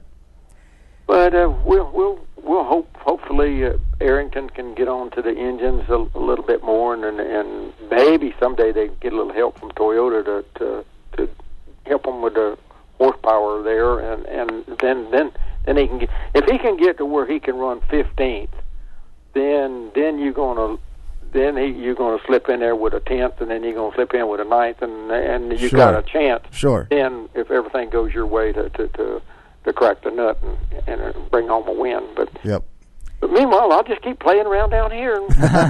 There you go. Buzzie, you were talking about some of those older cars, and we're getting ready here in another month or so to go to a place where you're right at the top of the record books, winning the first 2 big races at Super Dirt Week on the Syracuse Mile. What are some of your memories from those races? Wow, that's coming up already, huh? Gee, man, this year's going by in a hurry, isn't it? up to Syracuse. Oh gosh, I always love going to Syracuse. I won the first 2 times there. It's not the races that you won at Syracuse, is that the ones that you think you should have won. Of course, I think I should have won all of them that I went to there, but I like Syracuse because they always got hard and slick, and it suited my driving style. You drove it a little bit like pavement. You didn't abuse the right rear tires, and just like to run there. I never one of my fondest memories there was the second year that I won. I was running along there, and I'd made my pit stop already, and I passed S360 Diffendorf in 1 and 2, coming off a 2 over there to take the lead down the back straightaways, and I come down and I come off the fourth corner there, and for some reason I looked up. I don't know if I was looking up at the flag stand. I looked up in the stand, and there must have been 12,000 people there, and they was all standing up cheering. So I always think that implanted that in my mind. I kept thinking, well, they was cheering for me. So I hope they were, but it makes a real good feeling. That's one of the fond memories I have of Syracuse. Of course, one of the memories I don't have too good is when I have to take ibuprofen when I get up in the morning to keep having so many aches and pains when I crashed. Of course, you don't want to remember that because it wasn't a crash that got you. It was a quick stop. See.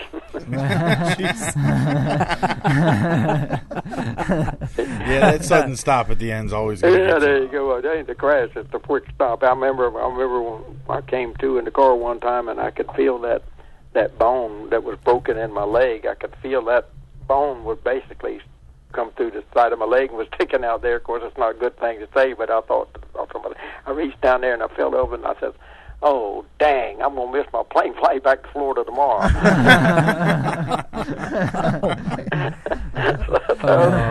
So you have all kind of memories there.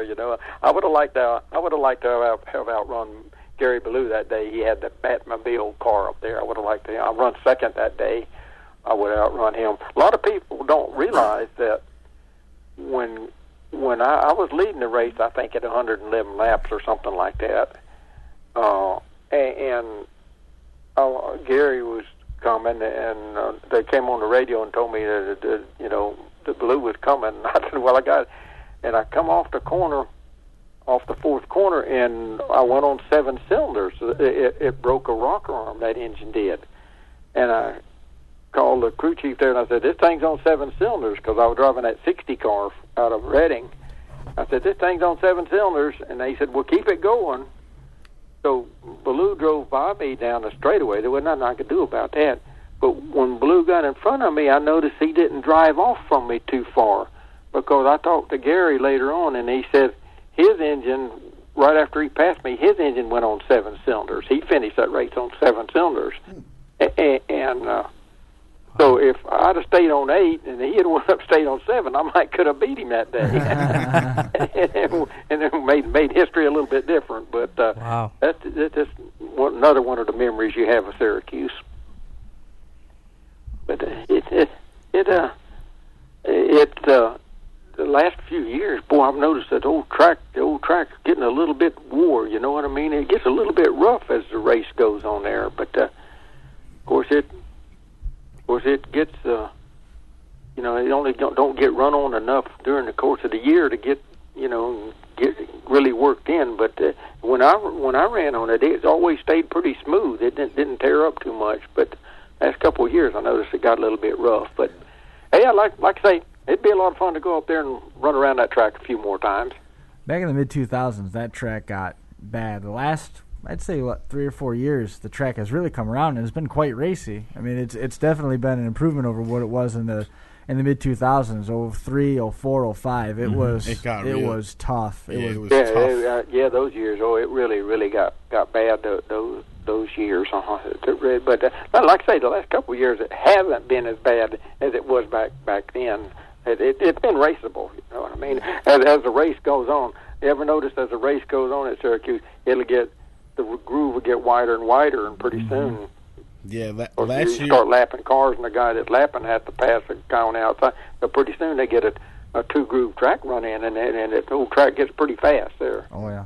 Yeah. Still awful narrow going down that back straightaway though. We talked to Pete Stefanski a little earlier about that exact thing, and there's been a lot of drivers that can attest how narrow. Vic Coffey can tell you how narrow that track got. Yep. Oh yeah. Going into turn 3 for sure. 3. It's one of those things where it's just one of those parts of a track that just lives in infamy. With your son building all these dirt cars, does he get a chance to race them at all?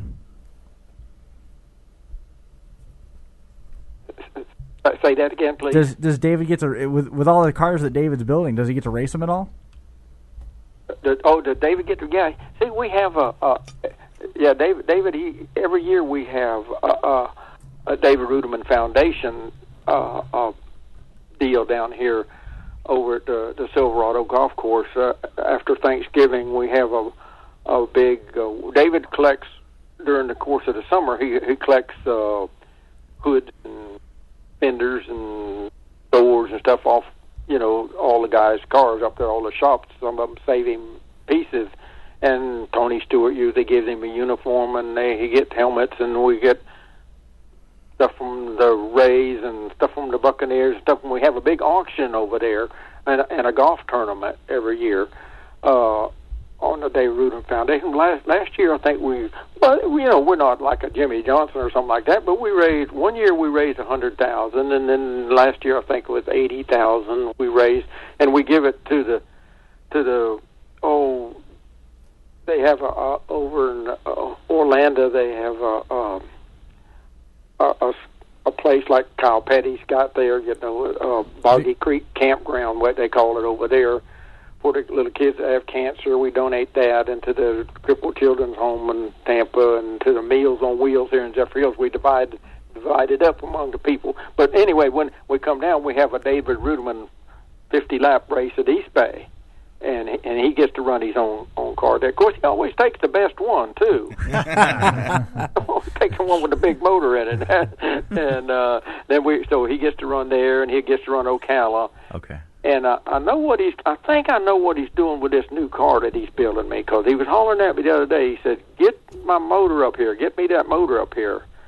So I got this, what we call the Roush Yates motor, the big motor we call it, and I got three motors. I got both of them, three of them are 406 motors, but the one was built by the people at the University of Northern Ohio. That's a good motor. That's the one I'm running now, Saturday night. But then the Yates motor, I've taken it out, and I've taken it up to David to put it in my new car.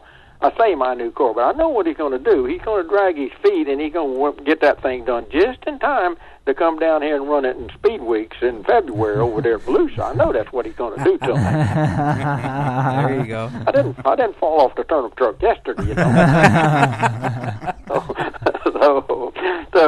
but he does. He gets to run. He gets to run a few races, and he went to Wisconsin and run his car, a couple of his cars, and helped the guys get set up. So he really enjoys running on the dirt. He really does. It's relaxation for him, really. So he'll send it down here, and Dad will have to get it all ready, and then he'll go down and have fun. And then he gets it all dirty and beat up, and then he say, "Okay, Dad, you fix it," and then it's mine. Then see, but we enjoy it. We I don't think there's a father and son that gets along as any better than David and I do. We really get along good. He calls up every day, harasses me about something. Of course, I have to harass him right back. That's good. Good. So this is my brother Wayne is a school teacher down here in Zephyr Hills, right down here at the school down on the corner, and he was out today. He was his son Sean is helping a guy with a super late model that runs on pavement around here, and Wayne was redoing a carburetor for him. So my brother Wayne, like I say, he's a school teacher, teaches shop down there. But I think the reason they have him teaching shop down there is he keeps all the teachers' cars going. I think that's what he does. I think that's why they keep. But he had to put his sprint car up because it costs so much to run those sprint cars down here on pavement. Dang, our right rear tire's like $240. Yep. And the Case Contracting Company that used to sponsor him so much, Mr. Case got sick, and then the construction businesses really went downhill, so we had to park those cars for a while. But I'm disappointed that Wayne doesn't get to run some more, so I'm thinking maybe we'll get one of these other cars, get his other car down here. Maybe I'll let Wayne drive one of those too, and we'll go out there and contest each other. That's cool. That'd be nice. 2 Hall of Famers. Man, that'd be fun, wouldn't it? Yeah, that's awesome. But has the weather situation been good up there for during the summer, or is that y'all had a lot of rain up there too? It's been better recently, but the spring and the first half of the summer was pretty crappy. This spring it only rained twice. The first time for 30 days and the second for 45 days. Yeah. It only rained twice, yeah. I believe that, like you say, that East Bay, 8 times it's rained out down there. Yeah. Now, next year, I imagine during the rainy season, they'll probably just close up for like 2 months down here. Yeah. Might as well. We had right for 2 months down there. And my little old speed shop business here, that hurts business too. Guys don't bend up bumpers or their bodies up or want the cars set up and so on and so forth. So that's a good thing. Well, I don't really mind too much. I'm sort of Somebody asked me when I was going to retire, and I says, well, basically, I've been retired all my life because I always did what I wanted to do anyway. Yeah, that's right. That's right. That's a good way to look at it. That's great. You have to do a certain amount to keep pay the. I haven't talked David into paying the light bill and the phone bill yet. Working on it. I'm working on it. Yeah, that is good.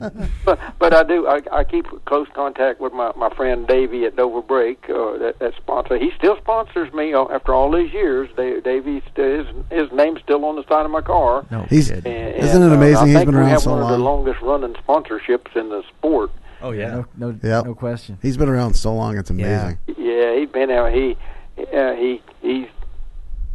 calls every week. He calls. You need if I need universal joints for my car, or I need brake pads for it, or or exhaust system parts or something like that. He'll okay, and he sends them right down. So that he still takes care of me after all these years. So that I'm really happy that I met Davey at Dover Brake. He's really a first-class guy. Yeah. We missed the 00 around here. Obviously the last several years, Bobby Varen's been driving a car around here, and of course, Dover Dave sort of I shouldn't say retired, but got out of it as far as full time in this area. But so we do miss the car. He had to take care of his business too, and the full time. But of course, he still dabbles in it. He's got his motor in a sprint car there now. But talk to him, and he's gonna run the car some. They get the car ready and run some of the big shows. So maybe he don't really care for the Syracuse track or anything like that. So no, he finally went back last year with Bobby, like one last hurrah. It's the first he'd taken a car there in a while. They went up there for that deal. Talked to him. And Bobby did good with the car, boy. He did. Yeah, he did. I think he ran second with it, so it wouldn't, or he was running second or something like that. But he did good. But gosh, it does cost a lot of money to run Syracuse anymore. Yeah, I'm telling you what, you got to go out there. Some of the guys' cars, the first time they ever rolled when they drive them down pit road to go out on the track. But so that that brings back another memory of Syracuse. Whenever the first year we ever went to Syracuse was on a June. It wasn't a big race. It was a race before that, a July the 4th race or something like that, and they had the fair going on. Right. So we pulled in there, and we went. See, we had our cars on open trailers and stuff then, and we didn't drive across the track. I went through the tunnel. Yep. And I drove across there, and I come up on the tunnel, and they told me where to park. We parked out there, and I said, no, where's the track? And they said, out there.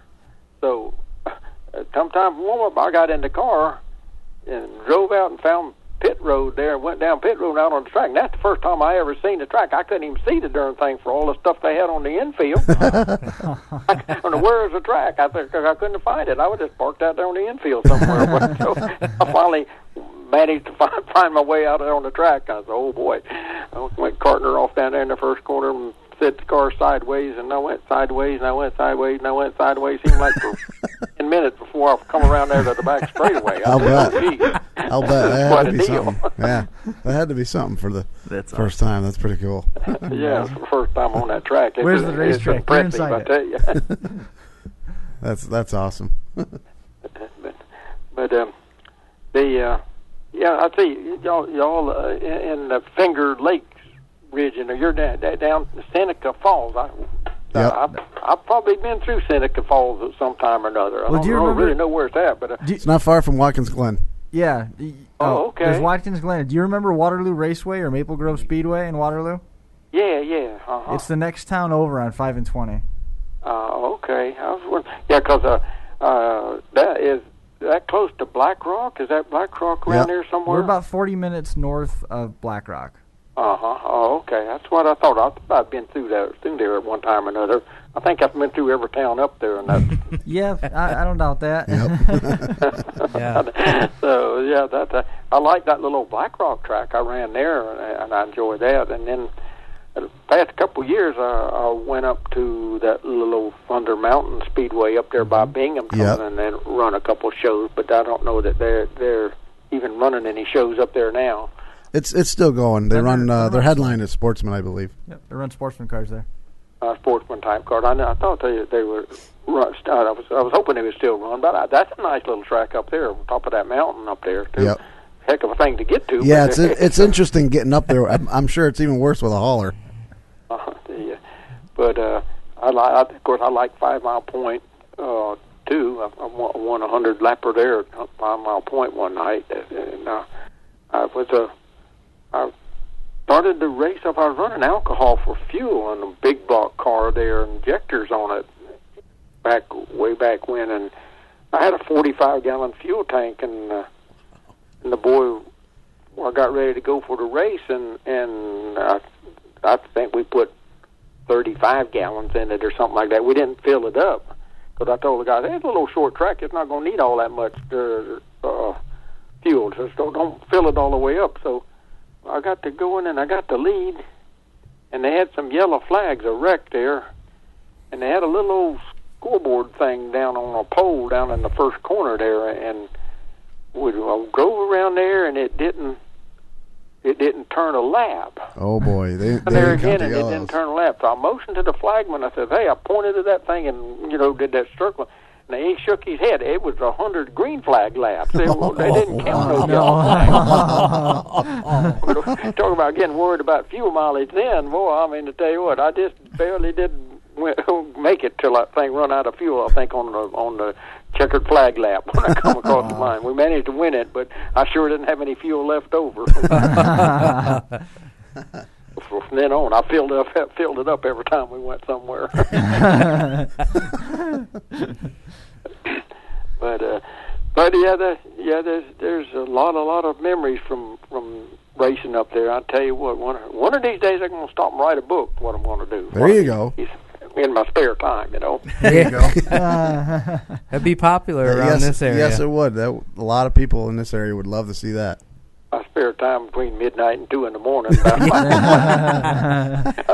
still active, I have to open my little shop at 8 o'clock in the morning, and around here, matter of fact, we're setting up my car for Ocala today. Well, I have they have vintage cars down here, and I have several guys that bring me their old vintage cars to work on. I enjoy working on those things. Well, I've got one out here now, got a 6-cylinder 261 Chevrolet in it with 3 carburetors on it. It's a little old Ford Coupe, 32 Ford Coupe car. A nice little car. Guy's got it painted purple, and he said, I can't steer this car very good. He said, I turned the wheel about 3/4 of a round, and the wheels don't turn. So I think that the steering gear was wore out, and I tried to take the steering gear out and rebuild it and tighten up all the tie rods and fix the kingpins in the front where they were froze up. So now I got it where he can steer it. He probably go out there and spin out now. Some of those guys, they bring the cars around there, those little vintage cars. I really enjoy working on those things too. So I can work on them. Like Dave, I took a picture of the little car and sent to David over the telephone. He said, "Yeah, Dad, that's your age. You ought to know how to work on that thing." Wow. That's all I need, a little bit more harassment. I'm sure you're very well at giving it back. Yeah, we have to work it out there. But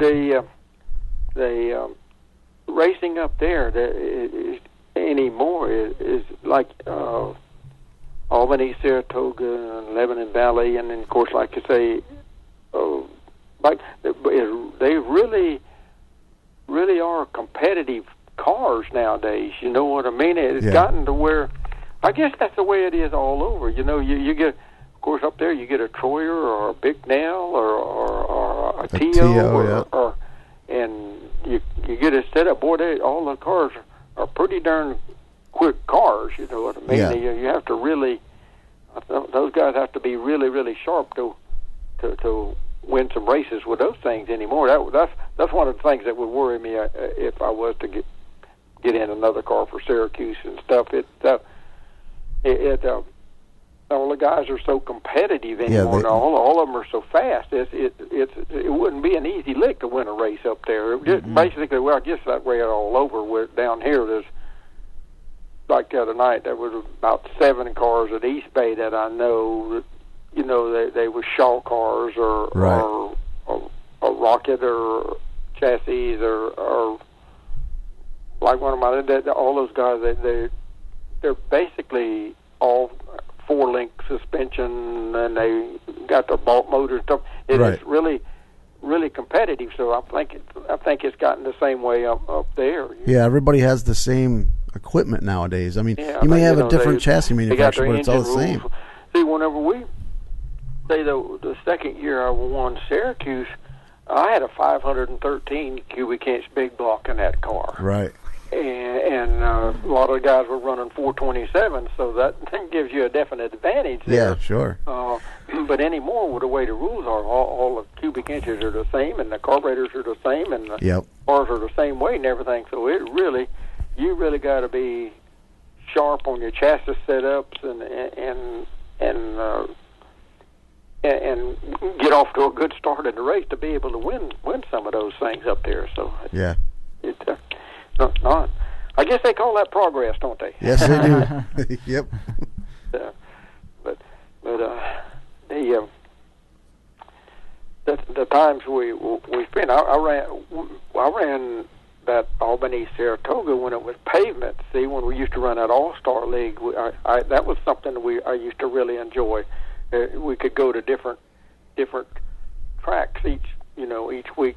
Tuesday and Wednesday we'd go to, one night we'd go to a pavement track, or one week we'd go to pavement tracks, next week we'd go to dirt tracks, and we just took the same car most all the time. Yeah, back then they used to mix it all up. Now everything's specialty. Mix it all up. You run against Richie Evans and Jerry Cook and Bugsy Stevens and all those pavement guys.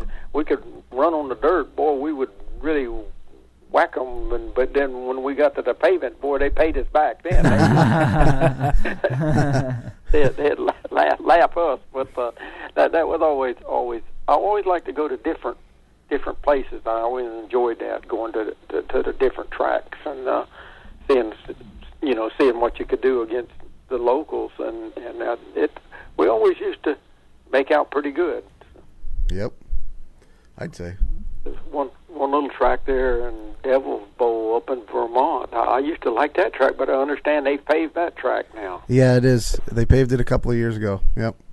It had some river bottom clay in that thing, and boy, that was the stickiest stuff you could really turn those old big blocks up on that track. I don't know about the pavement. I just don't enjoy the pavement as much as I do the dirt. They have down around here. We have Bradenton and Charlotte County, and we have Showtime Speedway over there in St. Pete, and we have Inverness, and we have Auburndale, and we have Lake City. All those are pavement tracks, and they run modifieds on them, the open wheel modifieds we call them on those tracks. But I don't have one of those. I just don't enjoy running on the pavement as much as I do on the dirt. On the dirt track, if a car's pushing the front end, you can go down there and turn the right front brake off and pitch it in the corner and go on around the corner. Or if the car's too loose, you can work the gas and get her hooked up and find a wet spot on the lower side of the track to keep the left rear to bite. But on a pavement track, if the car's not right, there's not a whole lot of adjusting you can do to it. If it pushes the front end, all you can do is slow down Right. and drive around the corner. Or if it's too loose, you have to be careful you don't spin out with it. So that's, I guess that's one of the reasons I enjoy running on the dirt more than the pavement. I think most everybody here in this room today is in agreement that asphalt's for getting there. there you go. Better not say too much around here because I have a couple of pavement cars.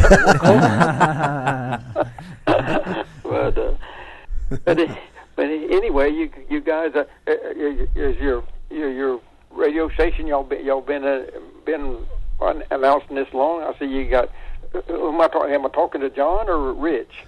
Actually, all of us. We all pretty much have been talking. Yeah, we've all thrown questions out. We've got a bunch of people in the room tonight on microphones. John or Rich or Mike or Chris or y'all. We're all here. Yeah, everybody's here. Yeah, we got a full house. Full house. They knew you were coming. What is the next big shows coming up there? Are they going to run up at Syracuse on the Labor Day deal like they used to? Are they going? Unfortunately, they haven't. For a while. Yeah, it's been several years now. Unfortunately, they don't run that race. The only time they run now is Super Dirt Week, once a year. That's it. Just the Dirt Week, Yep. I imagine there'll be quite a few shows going on around there though during Labor. Fulton's got a big show coming up. Utica-Rome Speedway will be running a big show as well. I think Utica-Rome's is a 100-lapper called the New Yorker now. Yeah, on Labor Day, Utica's got the 100-lapper, the New Yorker 100. There's a lot of, once you get into September and October, like every weekend, there's a big money race somewhere. Yeah, Rolling Wheels has a show on Labor Day. Stars and Stripes. Salute to Vet. I can't remember what the name of it is. Yep. Stars and Stripes 100. Yeah, one of my favorite tracks up there was Rolling Wheels. I like that. Utica-Rome there, I never got to run there a whole lot, but David said, Dad, you never stay on the track. I always slid off the end down there. Never could. If that track was a little bigger, you'd be just fine. They still do that. Don't worry. Yeah. Yeah, I'd go out to warm up, and David said when he was there with me, he said, I can tell when you go down the back straightaways and you wasn't going to make it around the corner down there, and off the end I'd go. You should have seen it last night. That's the good thing about the track. That's why I like Rolling Wheels, too. I can slide off the end of that track without getting... Yeah, and you don't knock a wall down by getting out of the groove and going over the track. You got a lot of room to make a mistake. Utica-Rome was just about perfect for you last night, Buzzie. Second feature, they ran two 50-lap, 5,000 to win features last night. Danny Johnson won the second one, and that track was slick and smooth and perfect. You would have loved it, Buzz. Oh man, I tell you what, Dad, try to get it good and hard and a little bit slick where you have to work the gas pedal and everything. Boy, that's my kind of track. I like it like that. Amen. The heavy tracks, the guys, some of them you can just stand on the gas and go, but right. But when you have to slick, you have to use a little bit of finesse in the deal. That makes a big. Who won the $5,000 ones? They had twin 50s. Stuart Friesen won the first one, and Danny Johnson won the second one. Oh, yeah, Danny Johnson, he's one of the best there is on a hard, slick track. I tell you what, I don't know how he does it, but he can get in most any car. Yes, he can. Go fast. In fact, he does. And he does. Yes, he was in a totally different car last night, Buzz. He was in the Petruska 66 car. I don't know what he does. I don't know how he sets it up or anything like that, but he can get in most any car. And for some, I don't know, he must have a foot that he could walk on eggs with or something. Really good. I've seen him get in so many different cars and win with everything he gets in. Yeah, he's always had a knack for that. The thing is, though, I don't think he could answer this question either. Nope. Like, Danny, how do you do it? He just kind of shrug at you. It just comes natural, you know. Some people have it and some don't. You could put him out there in a wheelbarrow with a weed eater motor on it. He'd probably be competitive. Yeah, he gets around there. Friesen, boy, he's set the world on fire up there too. I guess he must be leading the points at Fonda and everything. Yeah, he's killing them at Fonda. He wrapped up the championship. He found a combination up there, and but he drives a couple different cars too. He don't run the same car all the time, I don't think. Yeah, he's got a Fonda car, then he's got a Utica car, and he had a Malta car, but he doesn't have that anymore. And he's got 3-4 different car owners up here. He's got 3 or 4 different rides.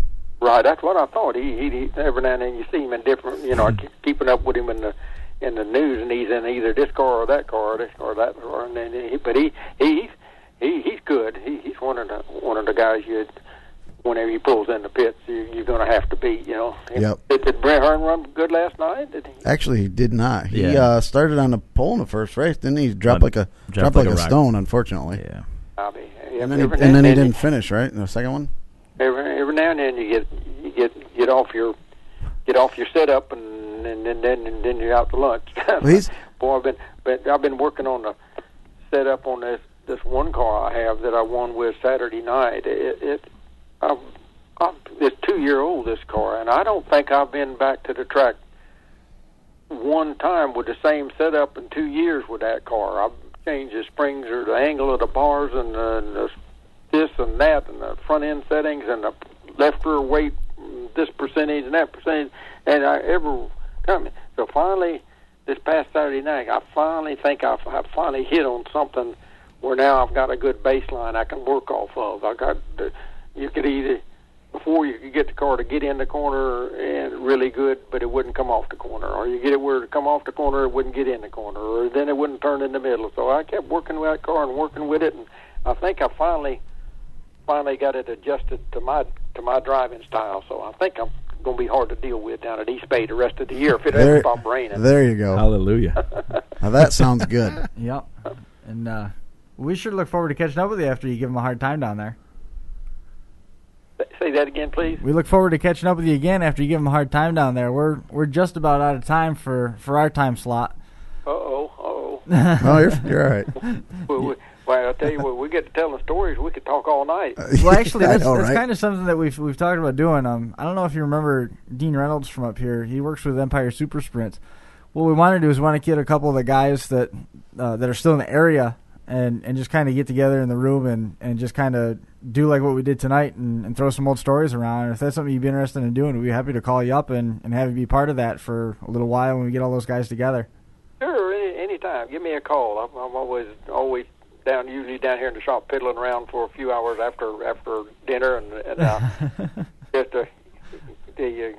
not like tonight. I'm doing a little bit of book work every now and then. You got to do a little bit of book work when you're in your business, but and send out a few David Reutimann shirts. I got David Reutimann shirts and Buzzie Reutimann shirts and stuff like that. So I got a website, BuzzieReutimann.com, and I got all that on there. And so sometimes I come down here and I package up T-shirts and take them to the post office in the morning. So that keeps me busy too.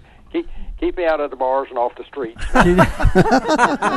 Somebody's got it. So is that how that works? Maybe I need to look into that. Yeah, you need to get T-shirts, John. Amen. Sell T-shirts. You get some Dick Dragon T-shirts. Yeah, there you go. Oh boy. keep me out of the bars. All right. Well, I'll tell you what. We'll get you. You guys send me down an address, and I'll get you fixed up with a T-shirt. Well, that would be awesome. I'll cut the sleeves off. We appreciate that. That's great. I would wear mine very proud. Any day. Yeah, no doubt.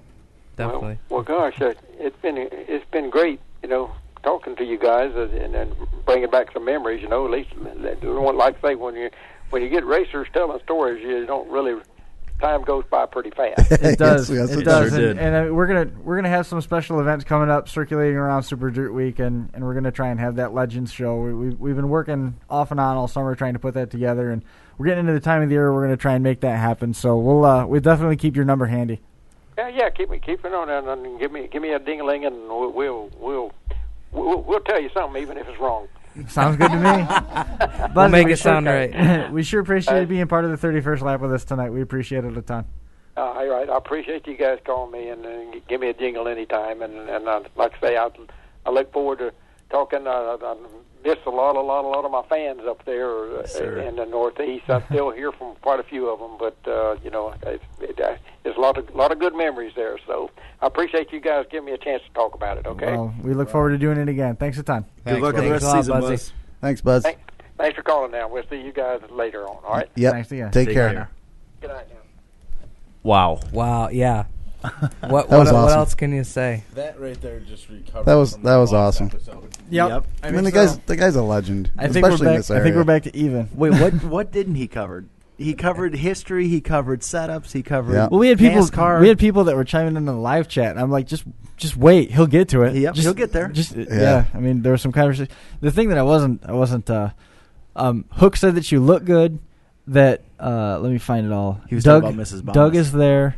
And Who looks good? Rich. Wow, you got an admirer. Hook.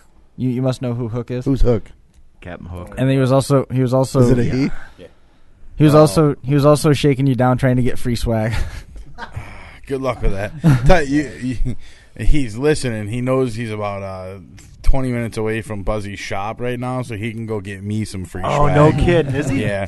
And he has my address, and he can go ahead and use it. If he needs me to mail stamps, I'll be happy to. Yep. We can give him our T-shirt sizes for Buzzie. Amen. Exactly. And he can pre-cut the sleeves off for me if he wants to. Yeah, that'd be totally cool. I'll make sure before we get him over to you, we'll get him chopped down. I hope. I mean, we didn't see a lot of our regulars tonight, and I'm kind of bummed out about that. I hope that they were at least there and listening in, or that they at least catch up with the show, because that was awesome. Yeah, I mean, it. I mean, I know that it ran long. I mean, we're at an hour and 50 minutes right now, but that was an awesome hour. That was that was. I couldn't believe that Buzzie spent an hour on the phone. I figured this was going to be like 10, 15 minutes. Yep. He recaps it and he was going to be done. Yep. Yeah, exactly. Yeah, exactly. I figured who are we to Buzzie? I mean, and then he thanked us. Right. He thanked us. Yeah. It was almost like sitting in his shop just BSing and bench racing with the guy. Nice talking to you guys. We're thinking to ourselves, Buzzie Reutemann's on the phone. Nice talking to you as Yeah. well, I think. And he kept talking, and who are And we John's to interrupt him? yeah. I'm not going to stop the guy. If he wants to talk, let him talk. I'm looking at the clock and I'm kind of thinking, what are we going to do with this? But I don't want to be the guy that cuts off. No, me neither. I don't either. That's why I wasn't saying I was nothing waiting for either. somebody else to be the bad guy. Well, I pushed. Yeah, you're looking at me and I'm looking at you. Hey, I'm you not set it cutting up. them off. You set it up, I know. Giants. Listen, I know. I'd have sat here and This is- called off work tomorrow this for is- that one. I'd have just sat and listened. This is your baby. I took the microphone and I literally pushed it away from my stupid face. I saw you do that, and I started getting nervous. And I'm like, now Jay's bored. He's gonna hate me again. I was like, I don't want to breathe. I don't want my eyelash to hit the microphone. I don't want anything to interrupt what this man's saying, because he was going. So did anybody else's heart jump in their throat for like 2 times? There was a split second where the phone was just silent. Oh, I yeah. thought I lost him. I'm like, no. I was like, no. I would have killed you. This can't be happening. This can't be happening again. Wow. Yes, we may have had your death on camera. Wow. All right.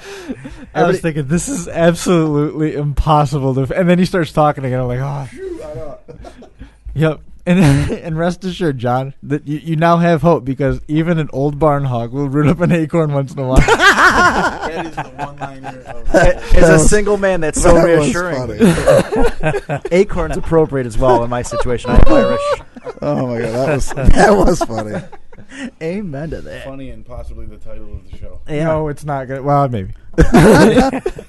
Somebody get this guy a Syracuse ride.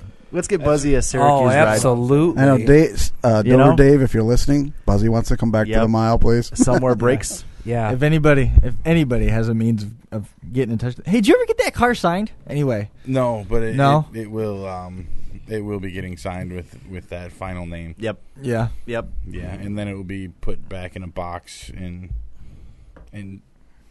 displayed. Did you get it back from Sonny? I heard Sonny had it last I knew. Oh boy. Sunshine? No. Oh jeez. No. You never got it back? I got it. Oh. It's sitting in my living room. On Hook top is of the other Hook is display telling you to cars. call him right now. He's a little busy, Hook. I'm kind of tied up at the We got moment. things going on. I, know. I got this- I think this it's thing hilarious. here. It's hilarious the fact that the first show that he has been to in like 3 years, he gets called away from. That's why he had to come here. He knew Hook was going to reach out to him on the message board. That's how they talk. That was your, Like secret that was your communication. We're gonna have to parachute. they're actually probably related, and we're going to have a Christmas show so they can exchange pleasantries, gifts? Yeah. exchange gifts via the message board. Yeah, it's gonna. It does make it easier. Yeah, Rich is gonna give him shirt size, and he's gonna provide. That's I gonna- love it. Hey, if it works, it works. There's Facebook, and then there's using the message There's a guy board. by the name of Filterman, a fellow. I shouldn't make that presumption. That's not fair. There's someone in the chat room by the name of Filterman. It says, "I've been trying to get Buzz back to the mile forever." Yeah, and cough up the cash. Big money. Yeah, so I mean, I don't. It's you heard it. Filterman sounds right rich. He's in the filter manufacturing. Hook, I hope Hook has taken all Listen. this in good spirits. You know, he keeps saying, "Jerry, you know me too," and I mean, it's all in good fun. It's supposed to be anyway. So, Rich, if he's Hook, are you Jack Sparrow? Captain Jack Sparrow. Yar. Captain Jack Sparrow, smart ass. I like Hook already. I know Wonderful. Hook. Yeah. All right. I'm digging Hook. I like rum. He's my guy. Yeah. Get it. You can give me any pirate name you want as long as Sailor somebody Jerry. provides rum. I don't care what it is. That's right. There's a title for your show. I don't know if anything I else like can be rum. said that's I going like to top rum. what just happened. No, we were going to talk about. I think we can just table that conversation for later. There's no way that we're going to Go to the races this weekend. Everybody Yeah. listening, get Go your to the butt races. Yep. Good. Anywhere, everywhere. We only got 3 weeks left. Like 3 weeks, right? Yeah. Next week, I stand corrected. Next week we're off. Remember that. Next week we are off. It's our midsummer championship night. We're going to take the week off. All right. And then because there's not going to be anybody here to produce the show, unless all you guys want to talk. Come Listen, I'll come here and we It'll might balance out. manage a screen to get up. No, you maybe, won't. But No, I you doubt it won't. very Like all the highly. major points battles are wrapping up at the tracks. Stuff is getting heated everywhere. There's Yeah, I can't think of one track that really stinks right now. It's right, other than Fonda's all done, but you know what I mean. It's still good racing going on down there. Still guys who want to earn points. From second on back to 10th. That's still good. Well, still good points racing. There's, Fonda even. isn't there an issue with the Utica-Rome deal now, though? Because obviously with Shepard, I don't think anybody expected him to run all year there, and now that he's in contention to win the title against Dewey, I love it. they swap the lead like every freaking week, I love think. Well, now he is going to miss the final race, right? Isn't the final points night same night as Rolling Wheels? Same night as Rolling Wheels, huh? So Shepard is going to miss the final race. He can't skip the Super Dirt Series race, obviously. Oh, he won't. But so he's going to miss the final you night. You talk about Shepard. I mean, he's not a lock for the Canandaigua Championship. No, he's Dunn not leading just now, took the right? Points lead. Yeah, I know. He's got a 7-point lead going into Saturday. I mean, I think Shepard will pull it out in the end, but you're right. He's not leading right now. With what, two races left? Two. Yeah. And you can sit there and say you think he's gonna win it, but he's had some.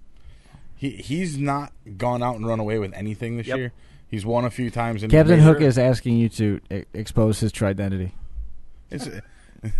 He wants to get called out. That's fine. I don't know. That's my father-in-law, Doug Wadham. That's my father-in-law. Okay, yeah. And you do know him. I do probably know through Jack. I sure do. And he's down there in Florida enjoying torturing me every time he goes That's over to wicked Buzzie's good. shop and hangs out and bench races with him. So Doug Wadham's a good dude.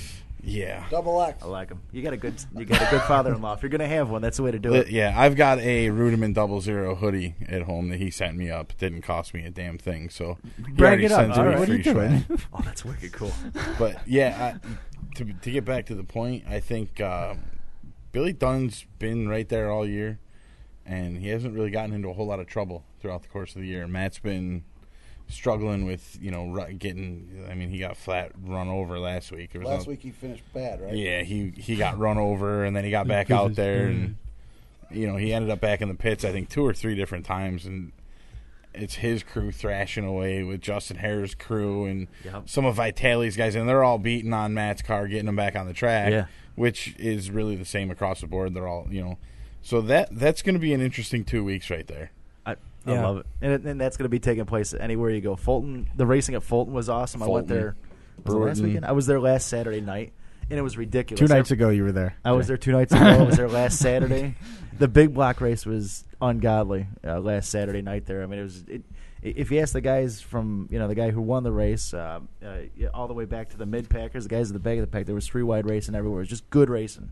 You tell them guys were having a ball out there. Yeah, if you have been saving to go to races, now's the time to go. Blow out your budget, because folks. you're gonna see all the rivalries pop up. You're gonna see some hard, aggressive racing, and you're gonna see some probably some unhappy guys getting at it with some other folks. But tensions are high. It's gonna be definitely some highly intense racing for the next 2 weeks. Also, don't want to forget the guys that help make sure that we're here week in and week out. We got D'Amico Chrysler Dodge Jeep. They've been in the Finger Lakes since 1963. They're right there on routes 5 and 20 on the west side of Geneva. They got all sorts of hot new stuff out there. Make sure you get over, say hi to them. They had their summer clearance event was crazy. Now they're doing their 50th anniversary sale. They got weekly prizes. You got to get over there and register for those. They guarantee the best offer for trade-ins. Their inventory, pre-owned stuff, was beat up pretty hard over the last 3 months. So they're holding nothing back and giving you the most that they can for their to help you into one of their new cars, vans, SUVs, or trucks. Be sure to stop by, see Mike Godkin, Mike D'Amico, and the rest of the D'Amico family. You can find them online, D'Amico ChryslerDodgeJeep.com. Visit them in person at the dealership, open daily Monday to Saturday at 8:30. For more information, call D'Amico's at 877-407-7207. And, of course, Creekside Entertainment, the official Fan Connection sponsor. They're out of Newark. They're the fastest-growing DJ service in the Finger Lakes. They are the official photo booth provider of the Rochester Nighthawks. They're in the area weekly, F&A Rhythm and Booze. That's the bar in Waterloo. They're there Tuesdays from 8 to 12, Friday nights at the Poorhouse from 9 to 1.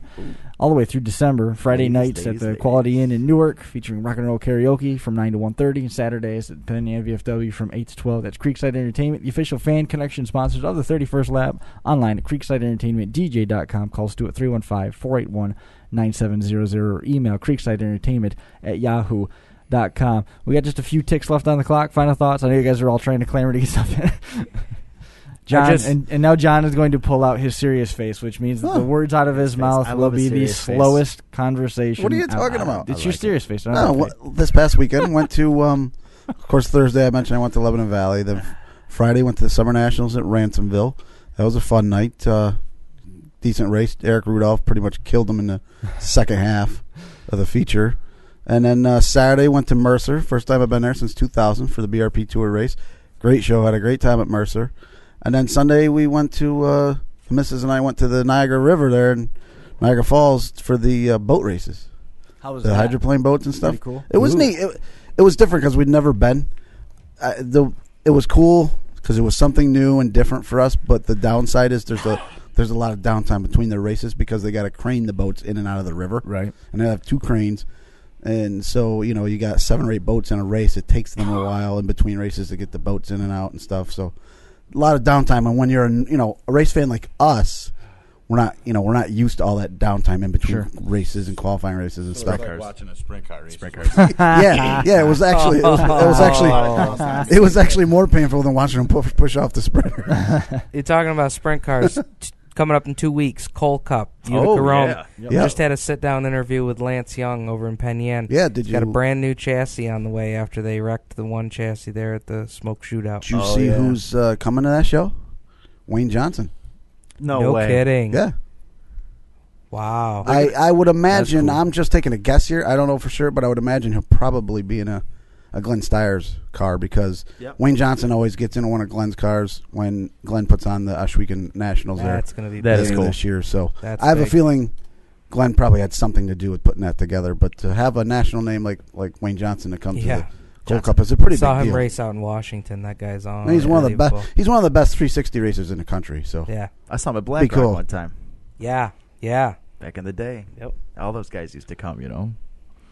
So I thought that was pretty cool to see a pretty big name as far as a national name goes. Absolutely. To see him coming to the show. Stewie's supposed to be there, I know. So because there's not a lot of modified racing going on at that weekend. Talked with I a know couple guys Glen from Ridge has PA. got a race, but Go to the races, people. That's right. Support your local tracks. I don't give a damn what track it is. Go to the races. And we'll strap your ass to a bleacher seat. 2 weeks. 2 weeks. We'll be right back here to talk about it all one more time. We'll see you next time Go racing, on the 31st lap.